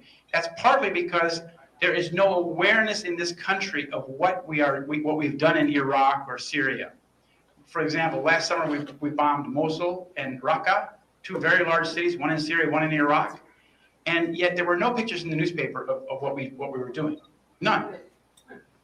Now this is what President Trump said a few months ago. He said, we have spent $7 trillion, trillion with a capital T, 7 trillion in the Middle East. You know what we have for it? Nothing, nothing. He's right. And this is from the man who wrote The Art of the Deal.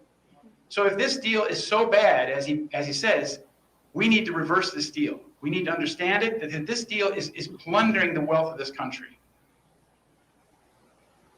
How it works is that the war on terror is not just the name of it's not just a clever name. It's a legal term for the authorization to use military force. What this means is that 2 days after 9/11, Congress passed a bill that gave the president the right to declare war in any place, in any country, against anybody who he thought was involved in 9/11 on his own determination. And these are some of the countries that where they have used this authorization to wage war. But of course, have these countries all been involved in 9/11? No, of course not. So it's a fraud. Here, the fraudulent war on terror is based on the official myth of 9/11. This gives you an example of how much money is being spent. We're spending $400 million per victim of terrorism in this country per year. $400 million per year per victim of terrorism. It's a fraud. The war on terror is an Israeli stratagem pushed by Netanyahu since 1979 to trick the United States into waging war against Israel's enemies. Yep. And George Bush, Donald Trump has supported this lie when he re-engaged in Afghanistan. He said in August of last year, he said that 9/11, the worst terrorist attack in our history, was planned and directed from Afghanistan because that country was ruled by a government that gave comfort and shelter to terrorists. So although he said that his instincts were against the war in Syria and Afghanistan, he supports the lie and supports the war. So the war goes on. This is Wesley Clark, who was running for president. He was a former general, a very high-ranking commander of American forces in Europe in the 1990s during the operation in Yugoslavia.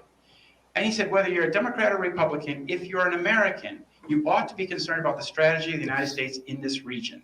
What is our aim? What is our purpose? Why are we there? Why are Americans dying in this region? You can ask yourself that question. Why are Americans in Syria? Why are we in Afghanistan? Why are we in Iraq? Why? He said, what happened on September 11th is that we didn't have a strategy. We didn't have bipartisan agreement. We didn't have American understanding of it. And instead, we had a policy coup in this country. A coup, a policy coup. Some hard-nosed people took over the direction of American policy, and they never bothered to inform the rest of us. So when he says we didn't have American understanding of it, he's implying that we had some other country interpreting 9/11 for us, which is correct. It was Israel. Here is the Defense Policy Board, 3 of the principal members of that, Paul Wolfowitz, Dov Zakheim, and Douglas Feith. Some of them are dual nationals. They're sitting at the table with the Israeli military chief of staff, Shaul Mofaz. This is in the Pentagon in January 2002. A Zionist coup at and what the they were discussing Pentagon. is what would be the American response to 9/11. And as Wesley Clark points out, he came across a memo. He was a very high-ranking officer. He was at the Pentagon after 9/11, and he saw Rumsfeld and Wolfowitz. And one of the generals called him in and said, sir, we've made the decision we're going to war with Iraq. This is 10 days after 9/11. He said, we're going to war with Iraq? Why? I don't know, he said. I came back a few weeks later. By that time, we were bombing Afghanistan. I said, are we still going to war with Iraq? He said, sir, it's worse than that. We're going to take out 7 countries in 5 years, starting with Iraq, then Syria, Lebanon, Libya, Somalia, Sudan, and finishing off with Iran. Well, as you Yeah, can see who from they that want list, war with now, 6 of Iran. those 7 countries have already been done, and we're threatening to make war with Iran any day. The sanctions and things, the economic sanctions that have been applied to Iran are a form of warfare. Yep, sure are. Now, what's happening here is that what's being applied is something called the Yinon plan, the Israeli plan called Yinon, named after the author Noahide Yinon. And this plan is an Israeli plan from a Likud strategist to break up the Arab states, starting with Iraq and Syria, into statelets, into small ethnic statelets. It's often called Balkanization because that's what they did to Yugoslavia. Break it into a section with the Sunnis and the Shiites and the Kurds, and that's what's been done. That's what's been done to Libya. That's what they're doing to Iraq. That's what they're trying to do in Syria. And what happened in Syria is they ran into an obstacle called Russia and Iran, and they've been thwarted. So this plan has been stymied by the presence of Russia, and they are really ticked off about that, which is why there's so much anti-Russian propaganda, because they're pushing for war to finish Syria, but also to have hostility with Russia and Iran. Now, this is Hillary Clinton in 2012. Hillary Clinton wrote in an email that the best way to help Israel is to use force in Syria to overthrow the government. This email proves that Obama and Clinton were seeking to overthrow the Syrian government, an elected government, in order to serve Israel. Now, this is a photograph from Syria near Damascus. This is the Palestinian camp. This photograph shows the Yarmouk camp. Now, today it's in ruins. It had a population of over 100,000 people. Today it has 200 left. The Yarmouk camp in Damascus lies in ruins, with hardly a single building that has not been destroyed or damaged. Almost all the Palestinian refugees who were there have now fled. This shows you how this war, in this incident, the Palestinian refugees were being targeted. This is a Palestinian camp. And what happened is ISIS infiltrated the camp. Then the war was waged against ISIS. And who got hurt? The Palestinians.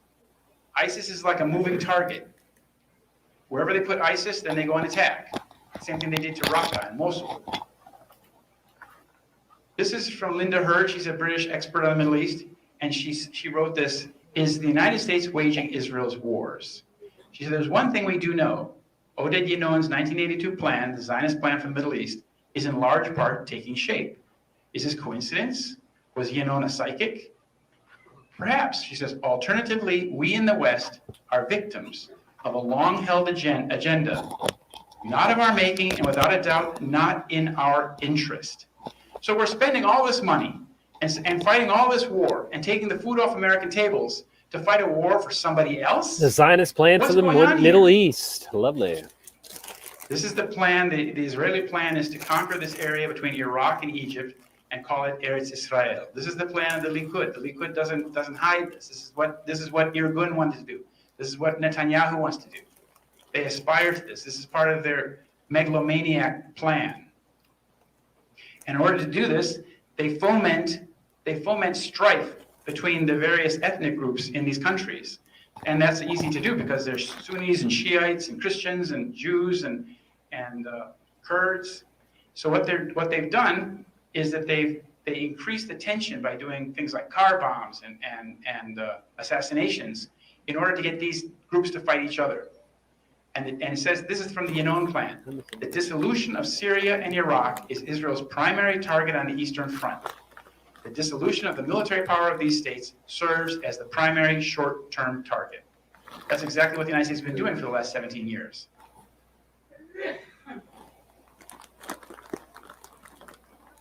Actually, of course, the war in Iraq has been going on for now 27 years, having begun in 1991. And what the United States has also been involved in is supporting the Kurds in the north, so that they've tried to break away the Kurdish regions of these countries into separate countries called Kurdistan. It's important to note that in the northern part of Iraq, the Kurdish area, the major holder of the oil reserves in that area is a Rothschild company called Janel Energy. Now, this is what was going on last summer. This is in Mosul, Iraq. It's, I think, the second largest city in the country. It was pounded. The United States and Kurdish forces pounded this city for months and destroyed. This is the famous Mosque of Al-Nuri, destroyed in the battle. This is Raqqa. At the same time they were pounding Mosul, they were pounding Syria's Raqqa. At least half the city was totally destroyed. Now, this is destruction on a biblical level. This is the kind of thing you read about in the Old Testament, where they utterly destroy cities. Why is the United States destroying major cities in Iraq and Syria? What's the point? Why are we doing it? It's our tax dollars at work. They pounded this poor city with so many artillery. They wore out the artillery pieces, the American artillery pieces they were using. They were firing so relentlessly. This is from the northern part of Iraq. It's headed by a family named the Barzani family. That was the leader, Masoud Barzani, with the turban there in the lower left. His father was Mustafa Barzani. In the upper photos, you can see that his father was very close to Mossad. There he is, his father speaking to the head of the Mossad in 1966, I think it was. And here's Mr. Barzani going to Israel meeting Moshe Dayan. This is his son, and this is what his son was trying to do. His son was trying to create an independent Kurdistan in northern Iraq. And when they had these rallies, you can see that the Israeli flag flies right alongside with the Kurdish flag, because this is an Israeli plan to break up Iraq and Syria by giving the Kurds their own state. So here's September 11th happened 17 years ago, and the media has imposed on us, the public, a false story, a narrative, that radical Islamic terrorists were to blame for 9/11. Now, if you accept that logic, if you accept the official story, you will be trapped. You will be trapped in their logic of war. Right. But if you understand that the 9/11 story is a lie, then you will understand that the war on terror is equally a fraud, and you'll be liberated from it. And that's what we have to do, is we have to liberate ourselves. We have to understand the source of this terrorism in order to liberate ourselves from this madness and this war. And we have to liberate the whole country. This has to be a popular movement. What they did is that after 9/11, on 9/11, they declared it an act of war. And this is a CIA paper, USA Today. You see here, it said they have 86% say attacks are acts of war. So in one day they had done a survey and give you this nice number that most people think is an act of war. Now, it's very important when you call it an act of war, because it no longer is a crime that can be investigated and tried. It becomes an act of war. And that gives the president the right to take action and to get justice by waging war, rather than having an investigation. Now, this is a quote from Larry Johnson, former deputy of counterterrorism. He's talking about how these Florida guys were not really who they, the hijackers were not really who they said they were at all. He said, "We don't have anything in history to compare with this. The only thing that comes close to it is a former Soviet intelligence operation." What he's saying is that the planning and the sophistication of the 9/11 plot was so complex that it was something like the Soviets would have dreamed of. I went to Germany after 9/11 because I realized it would be unsafe to be talking about writing articles about how this is all a lie when our country was going to war based on that lie. And I spoke to this man, former president of German intelligence, and he told me that the deathly precision and magnitude of planning behind 9/11 would have needed years of planning. He said such an operation would have required the fixed frame of a state intelligence organization. So what Hey, state Bolt are we Gun, talking good to about? see you, bro. What state intelligence organization is behind 9/11? Well, another one of his friends, Andreas von Bülow, another former German intelligence expert, told me right off the bat, I said, "Who do you think's behind it?" He said, "Mossad." And when I wrote that in my newspaper, he was a little bit shocked, because he said he had told the exact same thing to every German journalist, but they never wrote it in the papers. They never repeated that. That was not reported. So I'm going to point out some of the key Israeli connections to 9/11. When Israel was being created in the 1940s, the U.S. Joint Chiefs of Staff did 13 papers to determine what would be the U.S. policy regarding the new state of Israel. And what they wrote in the 13th paper, they wrote that Zionist strategy, Israeli strategy, will seek to involve the U.S. in a continuously widening and deepening series of operations intended to secure maximum Jewish objectives. And they define what were those Jewish objectives. They say one was the expansion of Eretz Israel, the land of Israel, into Jordan, Lebanon, and Syria. The second is the establishment of Jewish military and economic hegemony over the entire Middle East. That's what's And then the entire world. Now, this is to give you just an idea of Israeli or Zionist terrorism prior to the State of Israel. In 1944, Lehi, that's also the Stern Gang, assassinated the British minister Lord Moyne in Egypt. He was in charge of the whole Middle Eastern area for Britain. In 46, they sent letter bombs to British officials, including the foreign minister. In 46, they bombed the King David Hotel, Irgun, killing 93 people.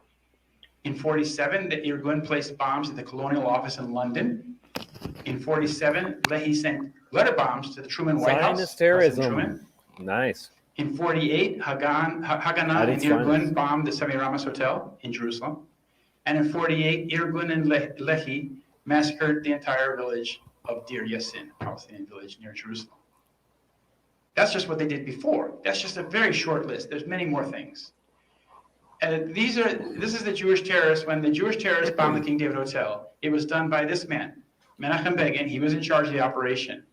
And they blew up the hotel because that was the offices of the British intelligence, the British headquarters for the military mandate of Palestine. Killed 93 people.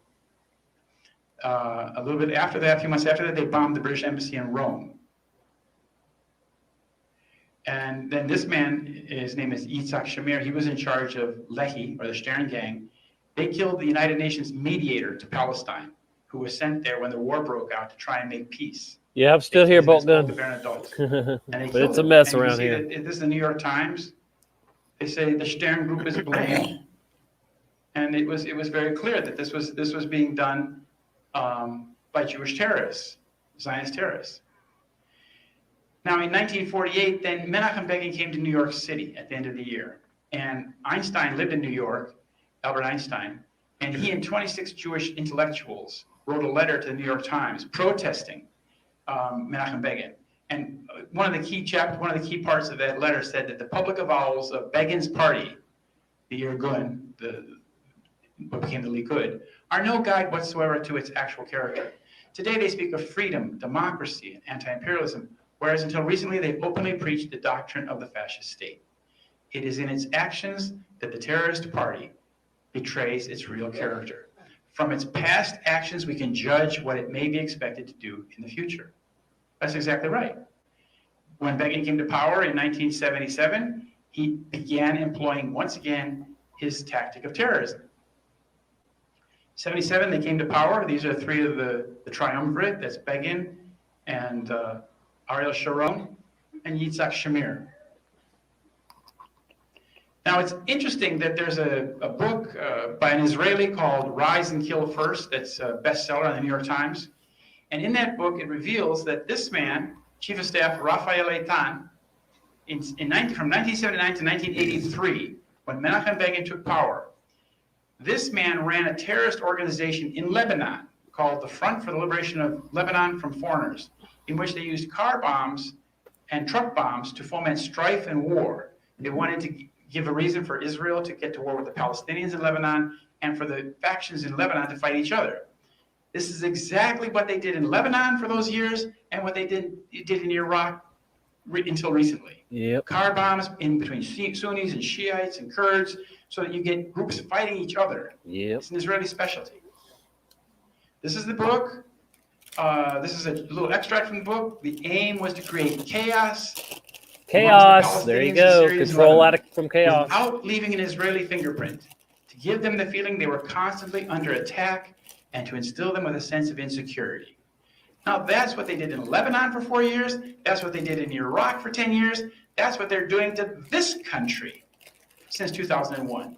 Look at what happened after 2001. Remember the bombs in Bali. After 9/11, we had bombs in Bali, bombs in Madrid, bombs in London, bombs in everywhere. And that was they took their scare tactics and went global with it. And that's what they want to do Not with us. They want us load. to be in fear. That's what the terrorism is all about. Is to make Yep, us it's all afraid fear. to allow them to do what they want to do with their wars. And, you know, in the final year of their little operation in Lebanon, they destroyed the Marine barracks in Beirut, killing 241 Marines. And there was one truck bomb Sunday morning, very early, came in and drove in and blew up the barracks. And Casper Weinberger, who was defense minister at the time, Secretary of Defense, said there was no knowledge, America has no knowledge who did the bombing. It was blamed on some little group called Islamic Jihad, which had no history, no past, no return address. You know, I surmise that this was another operation done by the Mossad. And the basis of that is that Victor Ostrovsky, in his book, By Way of Deception, he's an Israeli Mossadnik from Canada, he said that Mossad knew the specific time and location of the bombing, but only gave the United States general information, which was worthless. So Americans paid with their lives. And here are the Israeli terrorists of the 1950s. They're pretty famous men. This is Shimon Peres, and that's Moshe Dayan, and this is Pinhas Lavon. This photograph was taken just a few months after they were caught putting bombs in American and British buildings in Cairo. And this was another false flag operation. Going back to the 1950s, they wanted to bomb American libraries and films and theaters, what have you, in order to turn the American government and American people against the Arabs, especially specifically against Egypt. And here's Shimon Peres. Just after he did this, the prime minister of the country at the time was shocked. And he said that Shimon Peres shares the same ideology as Pinhas Lavon. He wants to frighten the West into supporting Israel's aims. This is the name of the game. This is what we're still at today. Shimon Peres was the foreign minister of Israel when 9/11 happened. They want to scare the American people into accepting the Israeli logic of war. So we will then fight Israel's enemies because we're so frightened of them. Now, this is what we were speaking about yesterday in Texas. This is the attack on the USS Liberty. It happened in 1967 during the Six-Day War. False flag attack. And Israel mercilessly attacked this ship, killing 34 Americans, pounded the ship. And the communications between the pilots and the ground control went something like this at the crucial moment. They said, identify the ship. And the pilot said, it's American, it's American. Then the command came from it. And the Americans picked up as if it was a really Libyan message. Oh, Libya's saying, congratulations on the job well done. And they tricked the Americans into thinking, Libya did it, see? And Ronald Reagan went and bombed. So that's just an idea of some of the deception, how Israel operates to get us to attack their enemies. The war on terror, the evolution of an Israeli stratagem. A stratagem is a trick, a device to trick a nation, to trick people.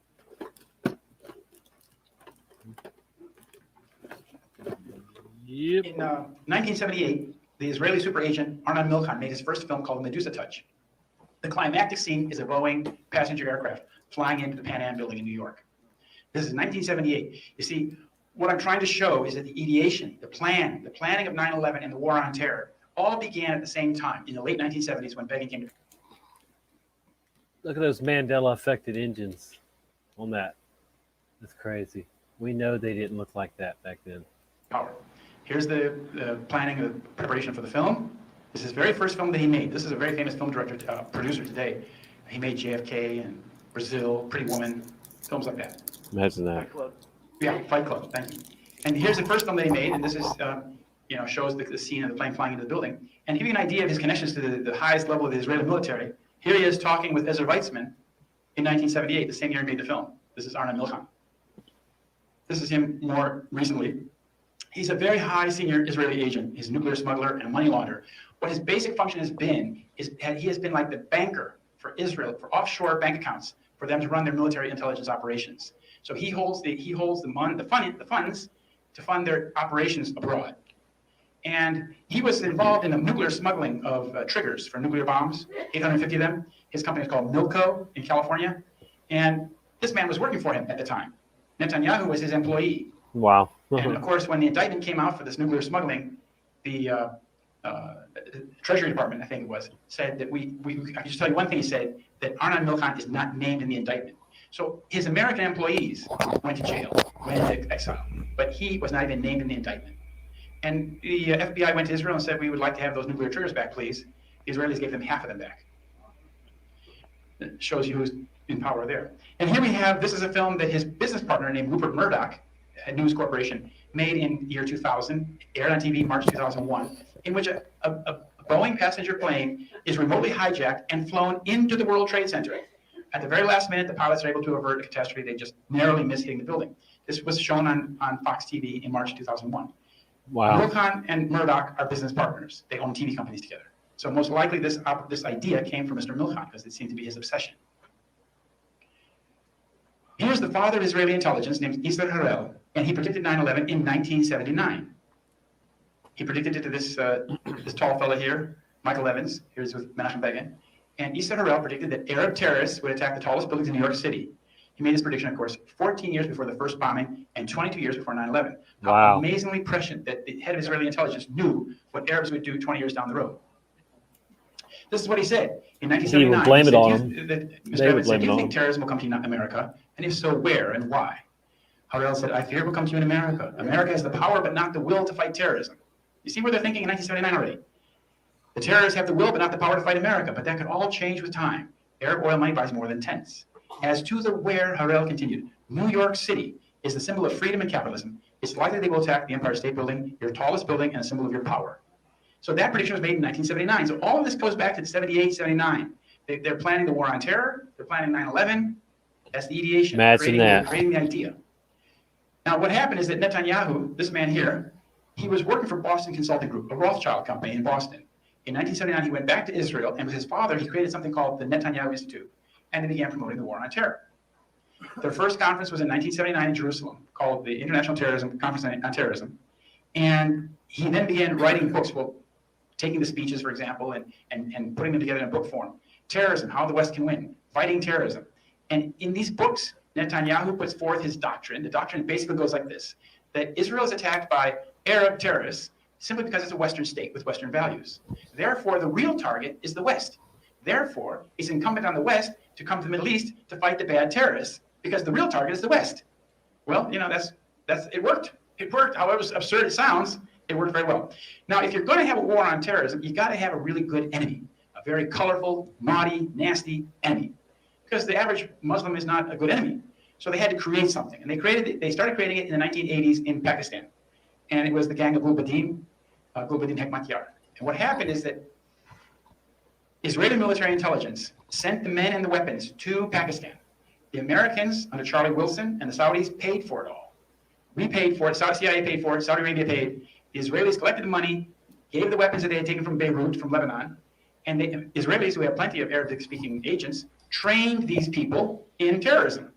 And one of the first Afghan Arabs was this man here, Osama bin Laden. And this operation began in 1983 when Ehud Barak, this man, was the head of Israeli military intelligence. This is Charlie Wilson, the congressman from Texas, who was behind the whole thing. You've seen the movie Charlie Wilson's War, read the book. And this is the man that they were funding, Gulbuddin Hekmatyar, right here. What's interesting about this, most peculiar, is that the CIA and Saudi Arabia were funding the most anti-Western group out there. Not only that, this Gulbuddin Hekmatyar's group never had a successful battle with the Russians, and they were always stirring up dissent with other groups. But most importantly, they were anti-Western. Now, why would the CIA and Saudi Arabia be funding an anti-Western group? Because they were creating the foe for the coming war. And how it was being done? It was being done with this man, the head of the Mossad in Washington. His name is Zvi Rafia. He was managing Charlie Wilson. They were close friends, and he was like Charlie Wilson's mentor. And Rafia used Charlie Wilson's office as if it were his own. Here you see a quote from the book, Charlie Wilson's War. He said one of the staffers kept a list of people he needed to lobby. He would use the phones, give projects to the staff, and call on Charlie to intervene whenever he needed him. So this Israeli station chief from Mossad is using a congressman's office as if it were his own. And this is the first trainer for bin Laden. This is bin Laden's first trainer. His name is Ali Mohammed. What's interesting about this man is Ali Mohammed is a fluent Hebrew-speaking double agent. He's supposedly Egyptian, but he speaks fluent Hebrew. Well, where did he learn that? Well, he's one of these double agents, and he trained Osama bin Laden. He trained the guys that shot Rabbi Kahane. He was involved in setting up the operation in Egypt, or in East Africa, where they blew up the embassies. He was involved in all this stuff. But what was eventually happened, he was finally caught, and he was put in federal penitentiary, where he vanished from without a trace. And the people that he created, the gang that he created, is these guys. And in 1994, they became Al-Qaeda, and the ones that spoke Pashto, and the Afghans, became Taliban. So these were all the men that had been trained in terrorism and technology by the Israeli military intelligence. Then in 1987, Israeli Mossad tried to get security contract for the World Trade Center. And they sent this man to get it, the former head of Shin Bet, Avraham Shalom. And the company was called Atwell Security of Tel Aviv, and they got the contract from the Port Authority. It was a terrorism contract, a terrorism security contract for the World Trade Center. And what happened, though, is that the Port Authority discovered that Mr. Shalom Ben-Dor was using a fake name. Often Israelis use different names than they have. And they found that he was guilty of murder back in Israel, of killing a couple Palestinians with rocks, crushing their heads, and having approved of that operation. And the Port Authority tore up the contract. But had that contract not been torn up by the Port Authority, 9/11 would have happened in 1980s or so, which would have put us at a big disadvantage because we didn't have the internet. We only would have read about it in New York Times and Time Magazine, and we would be clueless about what really happened.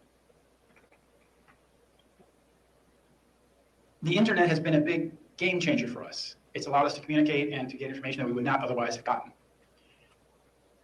Now, when Shalom Ben-Dor and Zvi Malkin, I have to explain who these guys are. They're high Mossad agents. They're very high Mossad agents. They're the guys that worked under Issa Harel. Remember the guy who made the prediction in '79? These were his lieutenants. These are the men who went to Argentina and kidnapped Eichmann. These are the men who were involved in smuggling plutonium from Pennsylvania to Israel for the nuclear bombs. So these are very high-level men. They came to America in the early 1980s, and Zvi Malkin, that guy, and Shalom Ben-Dor. And the company that they headed, Atwell Security, had been created by Shaul Eisenberg, who was Mr. Big, Israel's Mr. Big in China. That's another story, but you have to remember that name, Shaul Eisenberg. He was the biggest, like a James Bond mega criminal. So what happened when their contract was torn up by the Port Authority, they didn't leave, they didn't go back to Israel, they didn't call it quits. What they did is they went to work for some American Jews who had already inside track. These two men, Jules Kroll on the top and Maurice Greenberg. Maurice Greenberg is the guy that used to run AIG, which is the company that got the big bailout in 2008, 2009. He had the insurance company that had insured the banks. So this man, Kroll Associates, Kroll, had a company that in 1993 got the security contract for the World Trade Center after the first bombing. There was a bombing in the basement. Then his company had the security contract, and the Israeli guy was working for him. So the Israeli was using the American Jew as a Trojan horse to get into the operation that they wanted to get into. This man is also a key player in the 9/11 saga. He was involved. He was the special advisor to Bill Clinton. His name is Rahm Emanuel. He's the mayor of Chicago. This is the guy that ran the Clinton White House. For example, NAFTA. When Bill Clinton was elected in 1992, this guy got NAFTA through Congress in 1993, single-handedly.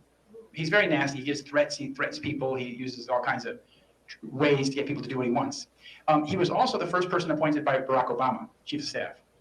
So you see, when Clinton was the president, a lot of the people were being put in position for the 9/11 saga to go into action. And therefore, he was the Mossad man in the White House. He was the Israeli agent in the White House. He served in the Israeli army, and his father was a member of that Lehi gang, the Stern gang, that killed all those people. In 1993, they had the first bombing of the World Trade Center, and this was an event that wasn't meant to bring down the World Trade Center.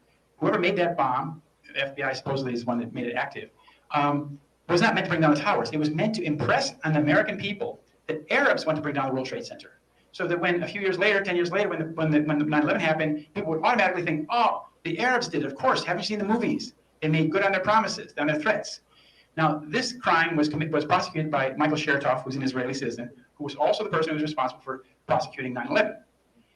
He was, at that time, in 1993, he was the U.S. Attorney for New Jersey. And his fellow Zionist judge named Michael Mukasey presided over the case of the Blind Sheikh. This was the bombing. I think 6 people were killed. It happened in February 1993. Now, what happened, this is very interesting. This is all written in the New York Times, that the FBI was paying this man, an Egyptian colonel, Ahmad Salem, he was paid $1 million for his testimony. What he did was basically snooker or corral people like the Blind Sheikh into positions where they were indictable. They said something, they were someplace, they appeared guilty. And so that this was like a sting operation. And the stinger was this Egyptian guy. And this man went to jail for like 5,000 years, the Blind Sheikh, while this guy got $1 million payout from the FBI and went into the witness protection program, never to be seen again. Now, in 1997, 1998, Philip Zelikow ran something called the Catastrophic Terrorism Study Group, in which they imagined a transforming event which would change America. And this was in Foreign Affairs magazine. You can see that it's Philip Zelikow, John Deutsch, and Ashton Carter. And they were imagining the transforming event that would basically change this nation. They were talking about 9/11. And the men that wrote this, along Philip Zelikow is the man who wound up being the executive director of the 9/11 Commission report. The other two are Ashton Carter here and John Deutsch. And this photograph was taken at the time that they were working on this paper, and they were working for a company called Global Technology Partners, which is an exclusive affiliate of Rothschild North America.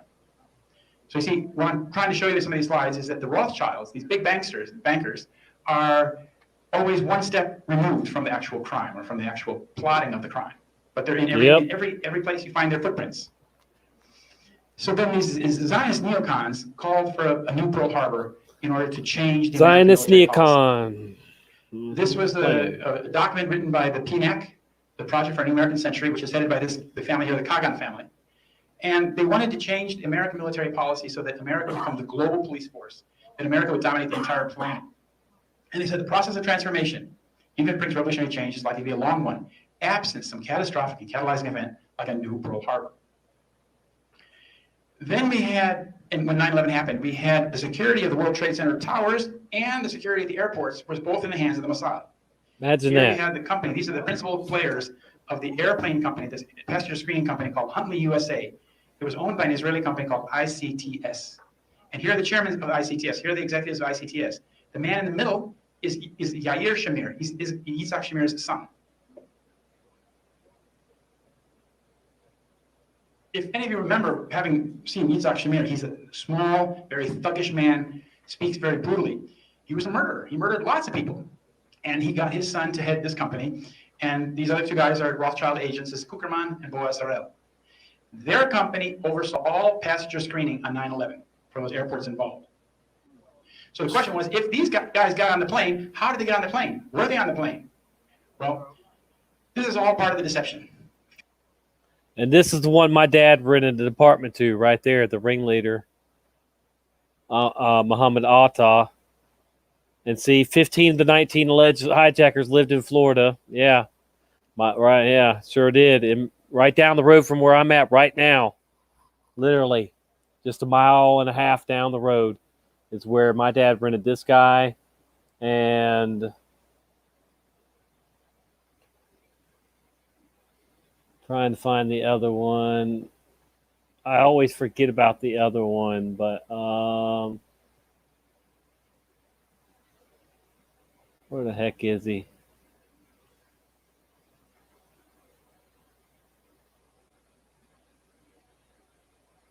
I don't recognize him in these pictures right here. I'm sure he's one of them, but anyway. But this was the ringleader. I mean, this guy, he's the main one that they claimed, was the, anyway. But he's one definitely my dad rented an apartment to. I was face to face with him several times. 15 of these 19 hijackers lived in Florida, where duplicate licenses had been issued for at least 6 of them. Others had reported lost passports. What you're dealing with here is you're dealing with a situation where somebody's identity has been stolen using duplicate documents. And these duplicate documents are used to create a false history. Then we knew after 9/11, this is from September 23rd, BBC reported that at least 7 of the hijackers were still alive. So if 7 of them were still alive and the others were having duplicate licenses, who was on the plane? Were there hijackers? There was no plane. Were there any? If there were actually hijackers, why did not a single pilot get a chance to push the 7500 warning that we've been hijacked? Not a single one of the planes sent out the signal. It takes 1 second to send, we're being hijacked. That part.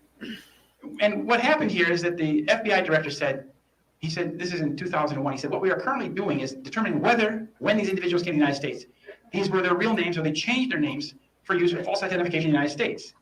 Because in Florida, they realized that this was all a big game, false identities, somebody playing the name, playing the role of this guy. And then in September 2002, Mueller said, yes, I met Atta Russian investigation. for sure. He was head of the FBI the other brand one. new guy in the job. He said that he was told 2 of CNN them. that there is no legal proof to prove the identities of the suicidal hijackers. So we have no idea who, if anybody, hijacked those planes. And this is from the Mossad book. This is The Little Drummer Girl. I recommend reading this book to people who like to read spy Hey, books, Jennifer, because good to see this book you. Explains how Israel Always does. good to see you. What's John up? Le Carre wrote this book in 1982 with help from Israeli military intelligence leaders. And in the book, the Mossad guy tells this woman who's the actress who's helping them along with this plot. He says, terror is theater. The theater's a con trick. You know what that means? Con trick? You've been deceived. It's all a big deception. And that's what the whole thing's a deception. This nation has been deceived for the last 17 years. And what I try to tell people is that a nation that is deceived into war is a nation that is enslaved. So on July 2001, the Zionists, again, the Israeli faction, got the lease for the World Trade Center. How it worked is that this man, Ronald Lauder, son of Estee Lauder, he was in charge of the privatization scheme for the state of New York, for Governor Pataki. He also has a school in Israel at the Mossad University IDC in Herzliya, where this Israeli general, Daniel Rothschild, heads the Institute for Policy and Strategy. So these two men have a great deal to do together back in Israel. And Rothschild probably told him, well, you make sure that we privatize those World Trade Centers and make sure they go to Larry Silverstein. That's what happened. Larry Silverstein did not have the money to take the World Trade Centers to run it. He was lent the money to take over the buildings by some of his partners at GMAC, who went bankrupt in 2008. And what happened is that the executive director of the Port Authority, this man, Louis Eisenberg, and this man, Larry Silverstein, they're partners in a Zionist organization called the UJA Federation. Silverstein was the chairman, Eisenberg was on the planning board. And he oversaw the negotiations that brought the World Trade Center to him. So they wanted to get their guy in possession. In order for the operation to go ahead, they had to control the entire property. Now, Silverstein is also a very close friend of Netanyahu, kind of like Donald Trump. But these two guys were speaking on the phone every Sunday afternoon for years prior to 9/11. What, pray tell, were they talking about every Sunday afternoon? Yeah. And this is July 24th, 2001, when Larry Silverstein got the keys to the front door, figuratively. And he said, I am proud to assume the stewardship of the World Trade Center, one of New York City's finest, greatest jewels. And 5 weeks later, this is what was left of those jewels. Nothing but dust and steel. Now, another strange thing is that this man, Ehud Olmert, a deputy prime minister of the state of Israel, this guy, and mayor of Jerusalem, was in New York City on September 10th and September 11th. But what's peculiar about his visit to New York City on September 10th and September 11th is that it was kept secret. Usually, if an Israeli politician of that stature comes to New York, it's front page news. But in this case, it was kept secret. Imagine that. So the question is, why was his visit? Why was he in New York City on September 10th and 11th, and why was it kept secret? Here he is. He just got out of jail. He's been in jail for a couple of years now in Israel. And he came back to New York City about 2 weeks later, having been, I guess, coached back in Israel. And he came back and he acted the role of the big brother, because New York City and Jerusalem are, after all, sister cities. And here's with John McCain. But he was in New York City on September 10th and 11th. Why was his visit kept secret? That's the question. And on September 11th, as we now know, on the afternoon, when all the planes were grounded in this country, one 747 LL took off from New York City.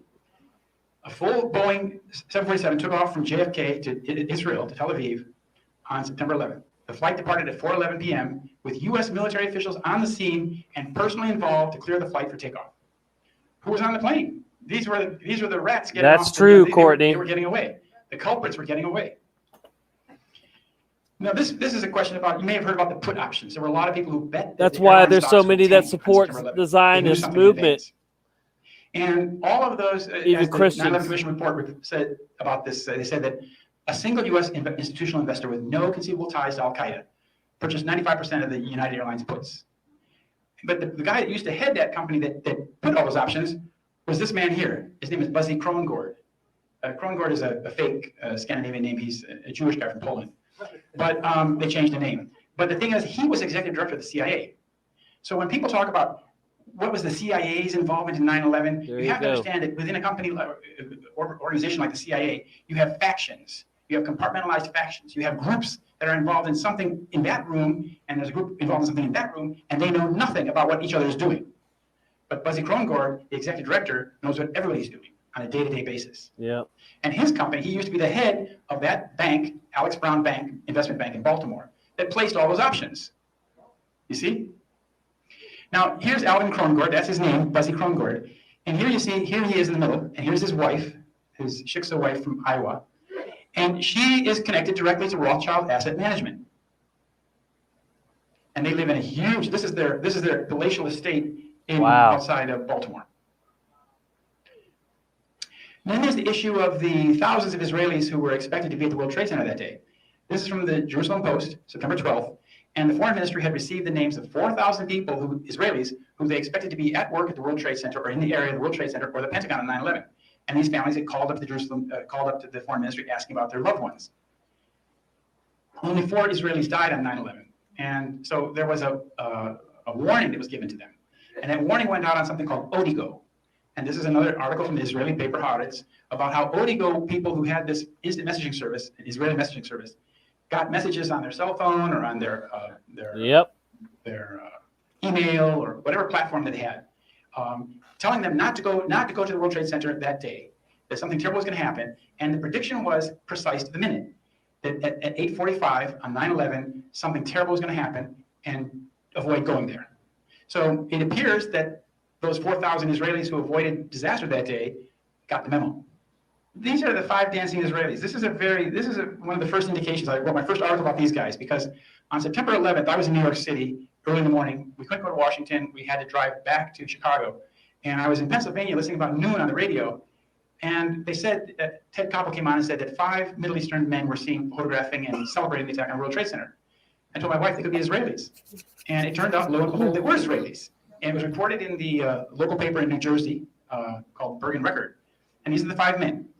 These 2 are Mossad agents, the Kurtzberg brothers, and these 3 are like their operatives, minions. These 3 appeared on TV in Israel and talked about what they did. And this guy, Oded Elner, he said that our purpose was to document the event.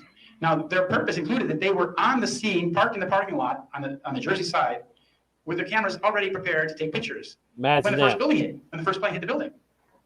No planes. So they were clued in. They knew it was going to happen. And they worked for a fake moving company called Urban Moving Systems in Weehawken, New Jersey, which the Forward newspaper, a Jewish paper in New York, reported in March of 2002 was a Mossad front operation. It was a front. Its whole purpose was to facilitate the 9/11 operation. This is the head of the company. He fled to Israel. His name is Dominic Suter. And this is one of their trucks. This is one of their moving trucks. And you can see it's been decorated. This is on 9/11. The truck's been decorated with a plane flying into the World Trade Center. I mean, what chutzpah, eh? In your face, America. And then on 9/11, after this is going on, before the towers have fallen down, before the dust has settled, this guy who trained Osama bin Laden, this guy, again, this is Ehud Barak, he's the guy that trained Osama bin Laden. He's speaking on BBC. He just happened to be in London and happened to be in the studio of the BBC, ready to give the interpretation. Remember how General Clark said we did not have American understanding of it? No, we got Israeli interpretation of it. Interpretation. And what Ehud Barak said, it's time to launch an operational concrete war against terror. And that's what we did. But he began this little paragraph. He said that the world will never be the same from today on. That's the part that really bugs me. Yeah. That our world has been radically distorted and changed for the worse, and it's all based on deception. Yep. That part really causes me a great deal of sadness to come to my country today and see what's become of this country. To see that this country is woefully deceived into war and clueless and apathetic about what we're doing. We're destroying nations of the Middle East willy-nilly, like some biblical barbarians. And the American people don't even know it. And they do find out about it, they really don't care. They're living in la-la land. We can't go on like this. On 9/11, Benjamin Netanyahu praised the attacks because they kickstarted his war on terror. Israel's war on terror. We are being dragged around the Middle East like a bull with a ring in its nose. He said on 9/11, it's very good. He told us in the New York Times, he said, it's very good. He's talking about the destruction of the World Trade Center. He said, well, it's not very good, but it'll generate immediate sympathy. He said that to the New York Times, James Bennett. He was asked, how will 9/11 affect Israeli-American relations? And he said, it's very good. He was gleeful. He was joyful about what happened. On that day, if you remember, it was estimated that 30,000 Americans were dead in the rubble. That's what they thought for the first week.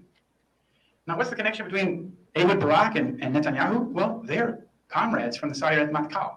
Sayeret Matkal is a covert commando force which serves directly under the Israeli Chief of Staff. And Barak was his commander. So you see they're sharing a little secret here. And the day after 9/11, Netanyahu said, we must build a coalition against terror today. It's time to take on the militant Islamic regimes with a great deal of strength.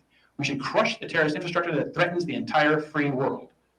Now, if you look at the coalition in Iraq, in Syria, this war on terror, you will never see the Israeli flag. You will see, for example, in Operation Inherent Resolve, the attacks in what we were doing in Raqqa and Mosul, the flags of 67 nations, but not the Israeli flag. But where are the Israelis? Well, the Israelis are kept out of the picture. But just this week, if you watch the news, if you read the news about Syria, you will see that Israel has admitted to bombing Syria 200 times in the last 2 years. They said, we're not playing any role in this war, but they bombed the country 200 times. And then it came out also in Haaretz newspaper a couple days ago that Israel has been supporting and funding and arming 12 of the rebel groups that were fighting against the Syrian government of Assad. 12 of them. They've been paying these people $5,000 a piece. Some of them were getting $75 a month. But it's all been an Israeli operation. And this is a quote from Mr. Netanyahu as well. Once we squeeze all we can out of the United States, it can dry up and blow away. Nice guy. These are our friends? And now who would say that 9/11 was a good thing except somebody who saw some benefit? And he admitted in Hebrew, in plain Hebrew, in the year 2008, he said to an Israeli audience, we, Israelis, are benefiting from one thing, and that is the attack on the Twin Towers, the Pentagon, and the American struggle in Iraq. Bam. Israel is benefiting from the American struggle in Iraq. We're not benefiting from it. Now, this is the man who was in charge of the investigation, or the non-investigation, because you have to understand that 9/11 was not investigated as a crime. It became an act of war. Therefore, there's no investigation. But this was the man, Assistant Attorney General Michael Chertoff, who should have investigated 9/11, who should have preserved the evidence, but he didn't. He's actually an Israeli national, and his mother was a Mossad agent. So an Israeli citizen was in charge of the non-investigation of 9/11 that should have happened. This is all under John Ashcroft. So you see, John Ashcroft was number 1, Attorney General. This is number 2. And as we now know, we've known since the beginning, that for day-to-day decisions, Chertoff had the last word. And then George Bush made him the head of Homeland Security. It's important to note that in his positions, Chertoff's positions in both places, Homeland Security and Department of Justice, he was in charge of the evidence of 9/11. He made sure that nobody could see it, that it was destroyed, et cetera, et cetera. Now, the destruction of evidence from a crime like 9/11 is a crime in and of itself. So if you want to investigate, if you want to find out who's really behind 9/11, you need to prosecute people who committed actual crimes. And he committed the crime of destruction of evidence. He should have investigated the crime. The FBI serves beneath him. Then they managed the destruction of evidence. Zionists oversaw the 2 junkyards where the steel was destroyed were Zionist-owned junkyards. Imagine that. So there was all the steel that had to be destroyed because the steel had evidence that would indicate that the buildings were blown up. And then Zionists presided over the 9/11 lawsuits and litigation. This is the Judge Hellerstein. He handled the 9/11 tort litigation. And what the problem with this tort litigation was, thank you, is that his son is a lawyer in Israel, Joseph, and his son's law firm represented the key defendant in the tort litigation that his father was presiding over in New York. That's that ICTS company I told you about that oversaw passenger screening. They were the key defendant in the tort litigation. That's when there were 96 families left. I'll be right wanted back. to know how these guys got on the plane, who's responsible. And that litigation was overseen by this man, but his son was working for the key defendant. We tried to make that case. I tried very hard to make that known to people in New York City, but nobody really cared. A few years later, a lawyer from Temecula, who was the lawyer for Ellen Mariani, one of the widows, he tried to get that information that I had discovered put into the record. And he was scolded. He was scolded by the court, and they said that this is anti-Semitic by the Supreme Court. It's anti-Semitic to try to put this information into the record. This is how it worked. That's his son. That's the judge for the 9/11 tort litigation. That's his son in Israel.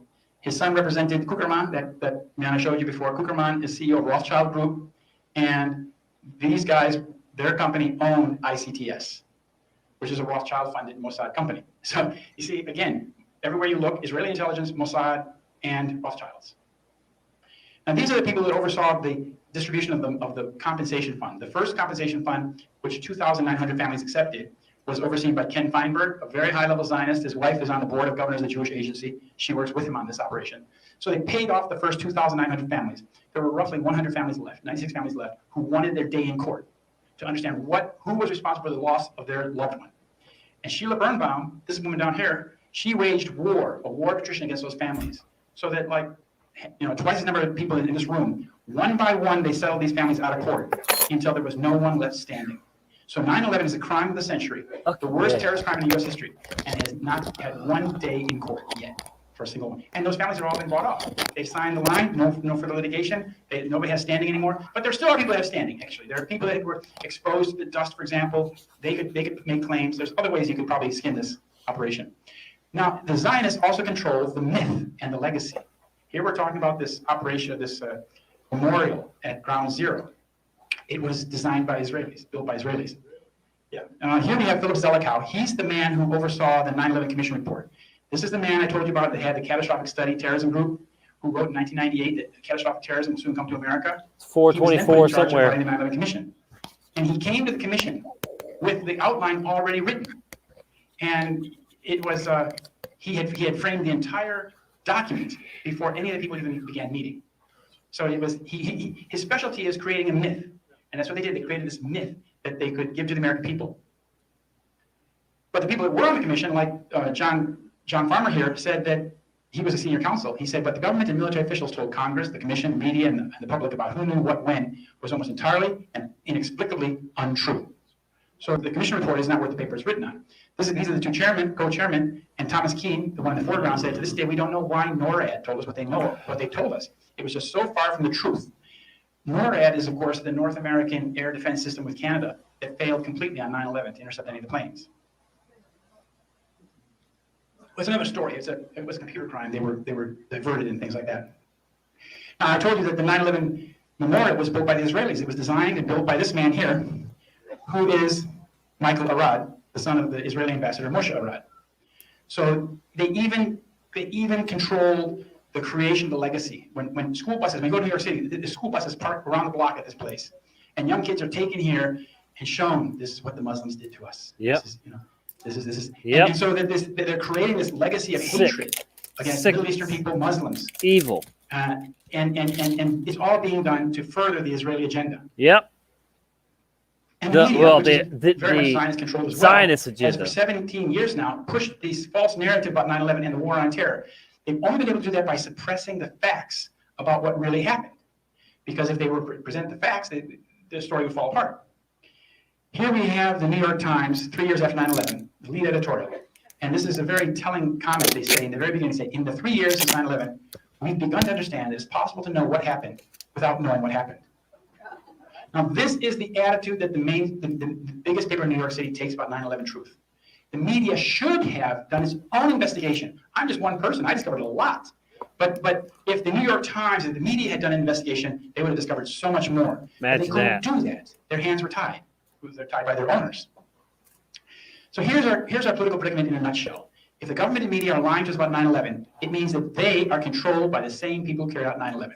That part. Our media and our government are controlled by the people who carried out 9/11. That's a very serious state of affairs. But that's where the logic tells us where we are. Now, this is the conclusion here. I'm going to show you the 6 crucial elements of Zionist control of 9/11. This is the hexagram symbol. A lot of people associate this with Judaism, but this is actually the Zionist symbol. The Zionist symbol, not a Jewish symbol. First point, law enforcement. The Zionist controlled law enforcement. Michael Chertoff was in charge of the investigation, the non-investigation, and destruction of evidence. Point 2, the mass media, interpretation of the crime. We know Philip Zelikow wrote the commission report. The media interpreted it falsely. Here's what he wrote, Catastrophic Terrorism in Elements of a National Policy in 1998, and he went on to write this report. Third point, litigation. They control the court, legal discovery in the court. As I said, Alvin K. Hellerstein and his conflict of interest. Fourthly, they control security. They control security at the World Trade Center. They control security at the airports. These are the 3 guys, Shamir and Skukerman and Harel. They own the company that screened the passengers at Boston Airport, Dulles Airport, what have you. It's an Israeli Mossad company. And as I showed you before, that the people that control security at the World Trade Center were Kroll Associates, where that Avraham Shalom Ben Dor was working. Fifth point is that they control the government. At the time, George Bush, you have all of these people who are advisors, second and third place advisors. Here, for example, Condoleezza Rice, Secretary of State, her advisor was Philip Zelikow, legal counsel. Yep. This was the advisor to Cheney, and these are the advisors to the Pentagon. And the final point is that they control the military. Yep. They control the military in several ways. One of the most important ways is that they had control of the computers, through PTEC. They had control of all the government computers, airline computers, what have you. But they also controlled the defense policy board. So they controlled the military response to the crime. They called it an act of war. Then they wrote this agenda that we will overthrow 7 countries in 5 years. The rest is history. And as I said, that star is known in biblical times as the star of Remphan, which is a diabolical entity. This is from the Bible. Imagine that. It says, yea, you took up the tabernacle of Moloch and the star of your god Remphan, figures which you made to worship them, and I will carry you away beyond Babylon. This is to underline the point Acts that 7:43. 9/11 was a hideous crime of evil incarnate. You have to understand that the people that did 9/11 are absolutely evil to the core. And don't forget that. And so that those people don't deserve any sympathy or any compassion. Or the support. people that planned and carried out 9/11 are working for the devil. Yep. And here is I'm at the very end now. This is written by a man named Dr. Alan Sabrowski, who was at the United States Army War College, Director of Studies. He wrote the introduction to my book, the little book on the War on Terror. And he said the evidential trail for 9/11 and the wars in Afghanistan and Iraq runs from PNAC, AIPAC, and their cohorts to the mostly Jewish neocons in the Bush administration and back to the Israeli government. None of the denials and political machinations can alter that essential reality. And this is the end. This is a picture of me the last February at the Oscars.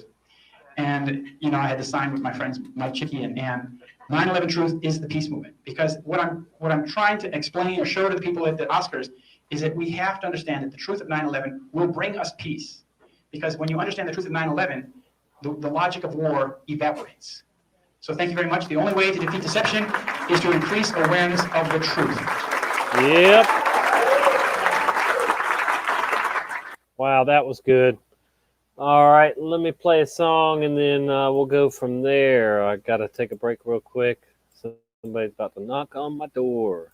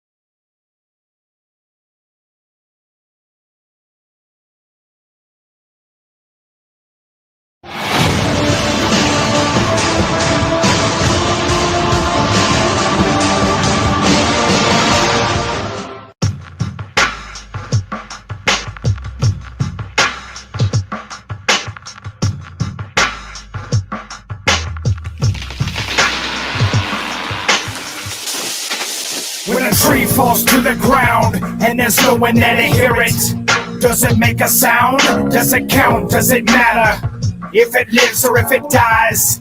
Tell me who's to decide if your life was taken out and there's no one there to hear you. Would you make a sound? Would you count? Would you matter if you lived or if you died? Tell me who's to decide. From the moment of conception, when the cells make connections, reflections of the parents as the egg splits in sections. Comprehension cannot enter this dimension. Invention of creation by divine intervention. Miracle of life, countdown to death. Numbers on your breath like the hairs on your head. Wrote the records of your history mapped out from eternity. Recorded in the book of life, the story of your destiny. Every soul has a reason to breathe. Every child a right to proceed once they're conceived. Thinking for the human beings destroyed, were ever given a voice. You think they'd be pro-choice? What kind of parents gonna ever regret they chose life over death at the baby's first step? You better bet that there's a cause and effect. When a human life is shed, you wanna be the prime suspect. When a tree falls to the ground and there's no one there to hear it, does it make a sound? Does it count? Does it matter if it lives or if it dies? Tell me who's to decide if your life was taken out and there's no one there to hear you. Would you make a sound? Would you count? Would you matter if you lived or if you died? Tell me who's to decide. Hundreds of millions of children have been lost in this genocide. This Holocaust persists every day and it's worldwide. The rights of a woman shouldn't permit a homicide. Exactly like a Nazi guard gassing with cyanide. The only difference from a clinic to Auschwitz is that at least a small percentage made their way out of it. You think we learned when we told ourselves never again? Repeat offenders of the slaughter of the innocent. We're way too busy, gotta save the environment and make sure dogs and cats cats have a warm and safe habitat. What's the consequence of taking this path when evolution puts a human on the level with rats? It makes no difference then who lives or who dies. The inconvenience of a baby is like swatting a fly. The silent cries and deaths are never observed. What would they say to their parents if their voices were heard? Hidden from view, the destruction of millions. If they saw the future lies, would they still make the choice to kill them? How could this happen on a civilized earth when there's more concern for animals than babies at birth? The day will come when we will suffer the wrath and have to answer for our sins and uncover our past. Those sins are hidden.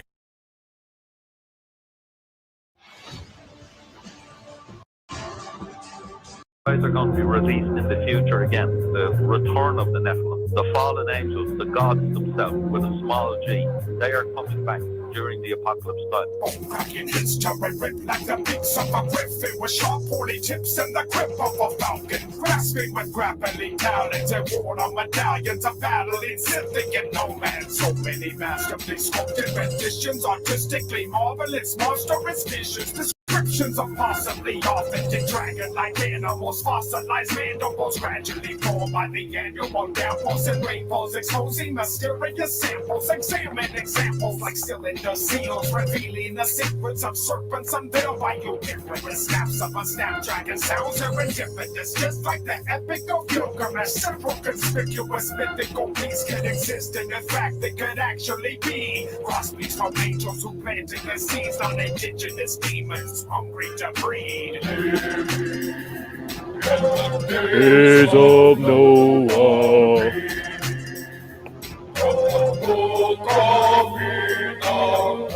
Book of Enoch. The paths of giants, revealing a hybrid. What we see in this antediluvian world full of giants. If we could go back and observe all the things in the laws, but Enoch and eavesdrop on Nephilim hybrids and fathers who flocked in a pack of 200 deserters. These tyrants who plundered like pirates and lusted for flesh in a cycle of violence. They squandered like pigs in the mud of defiance. Abnormal like Dr. Moreau and his science. Monsters without any use of a latex appliance. A violent alliance of violent Goliaths. Drowned and deluged by the flood into silence. Desirous delinquents, they lost their commission. Now Lucifer's legions, they turned into demons. Chained and blinded and bound in abyss. Living with locusts deep in the pit.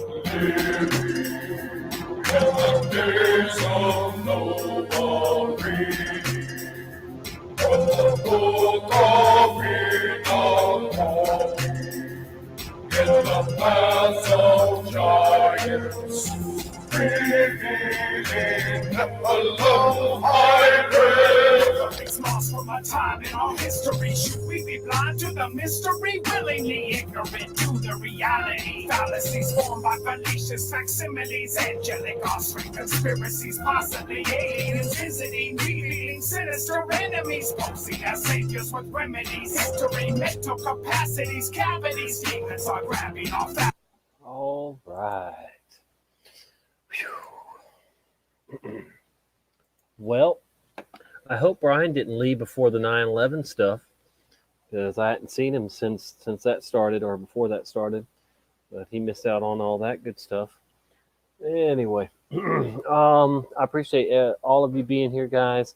I'm gonna go ahead and wrap this up. If I go over 3 hours, nobody's gonna watch it, probably, And I'd like for a lot of this information, if not all of it, to get out there. So please do your homework and be aware of the Noahide Laws and the Zionist movement to implement the beast system.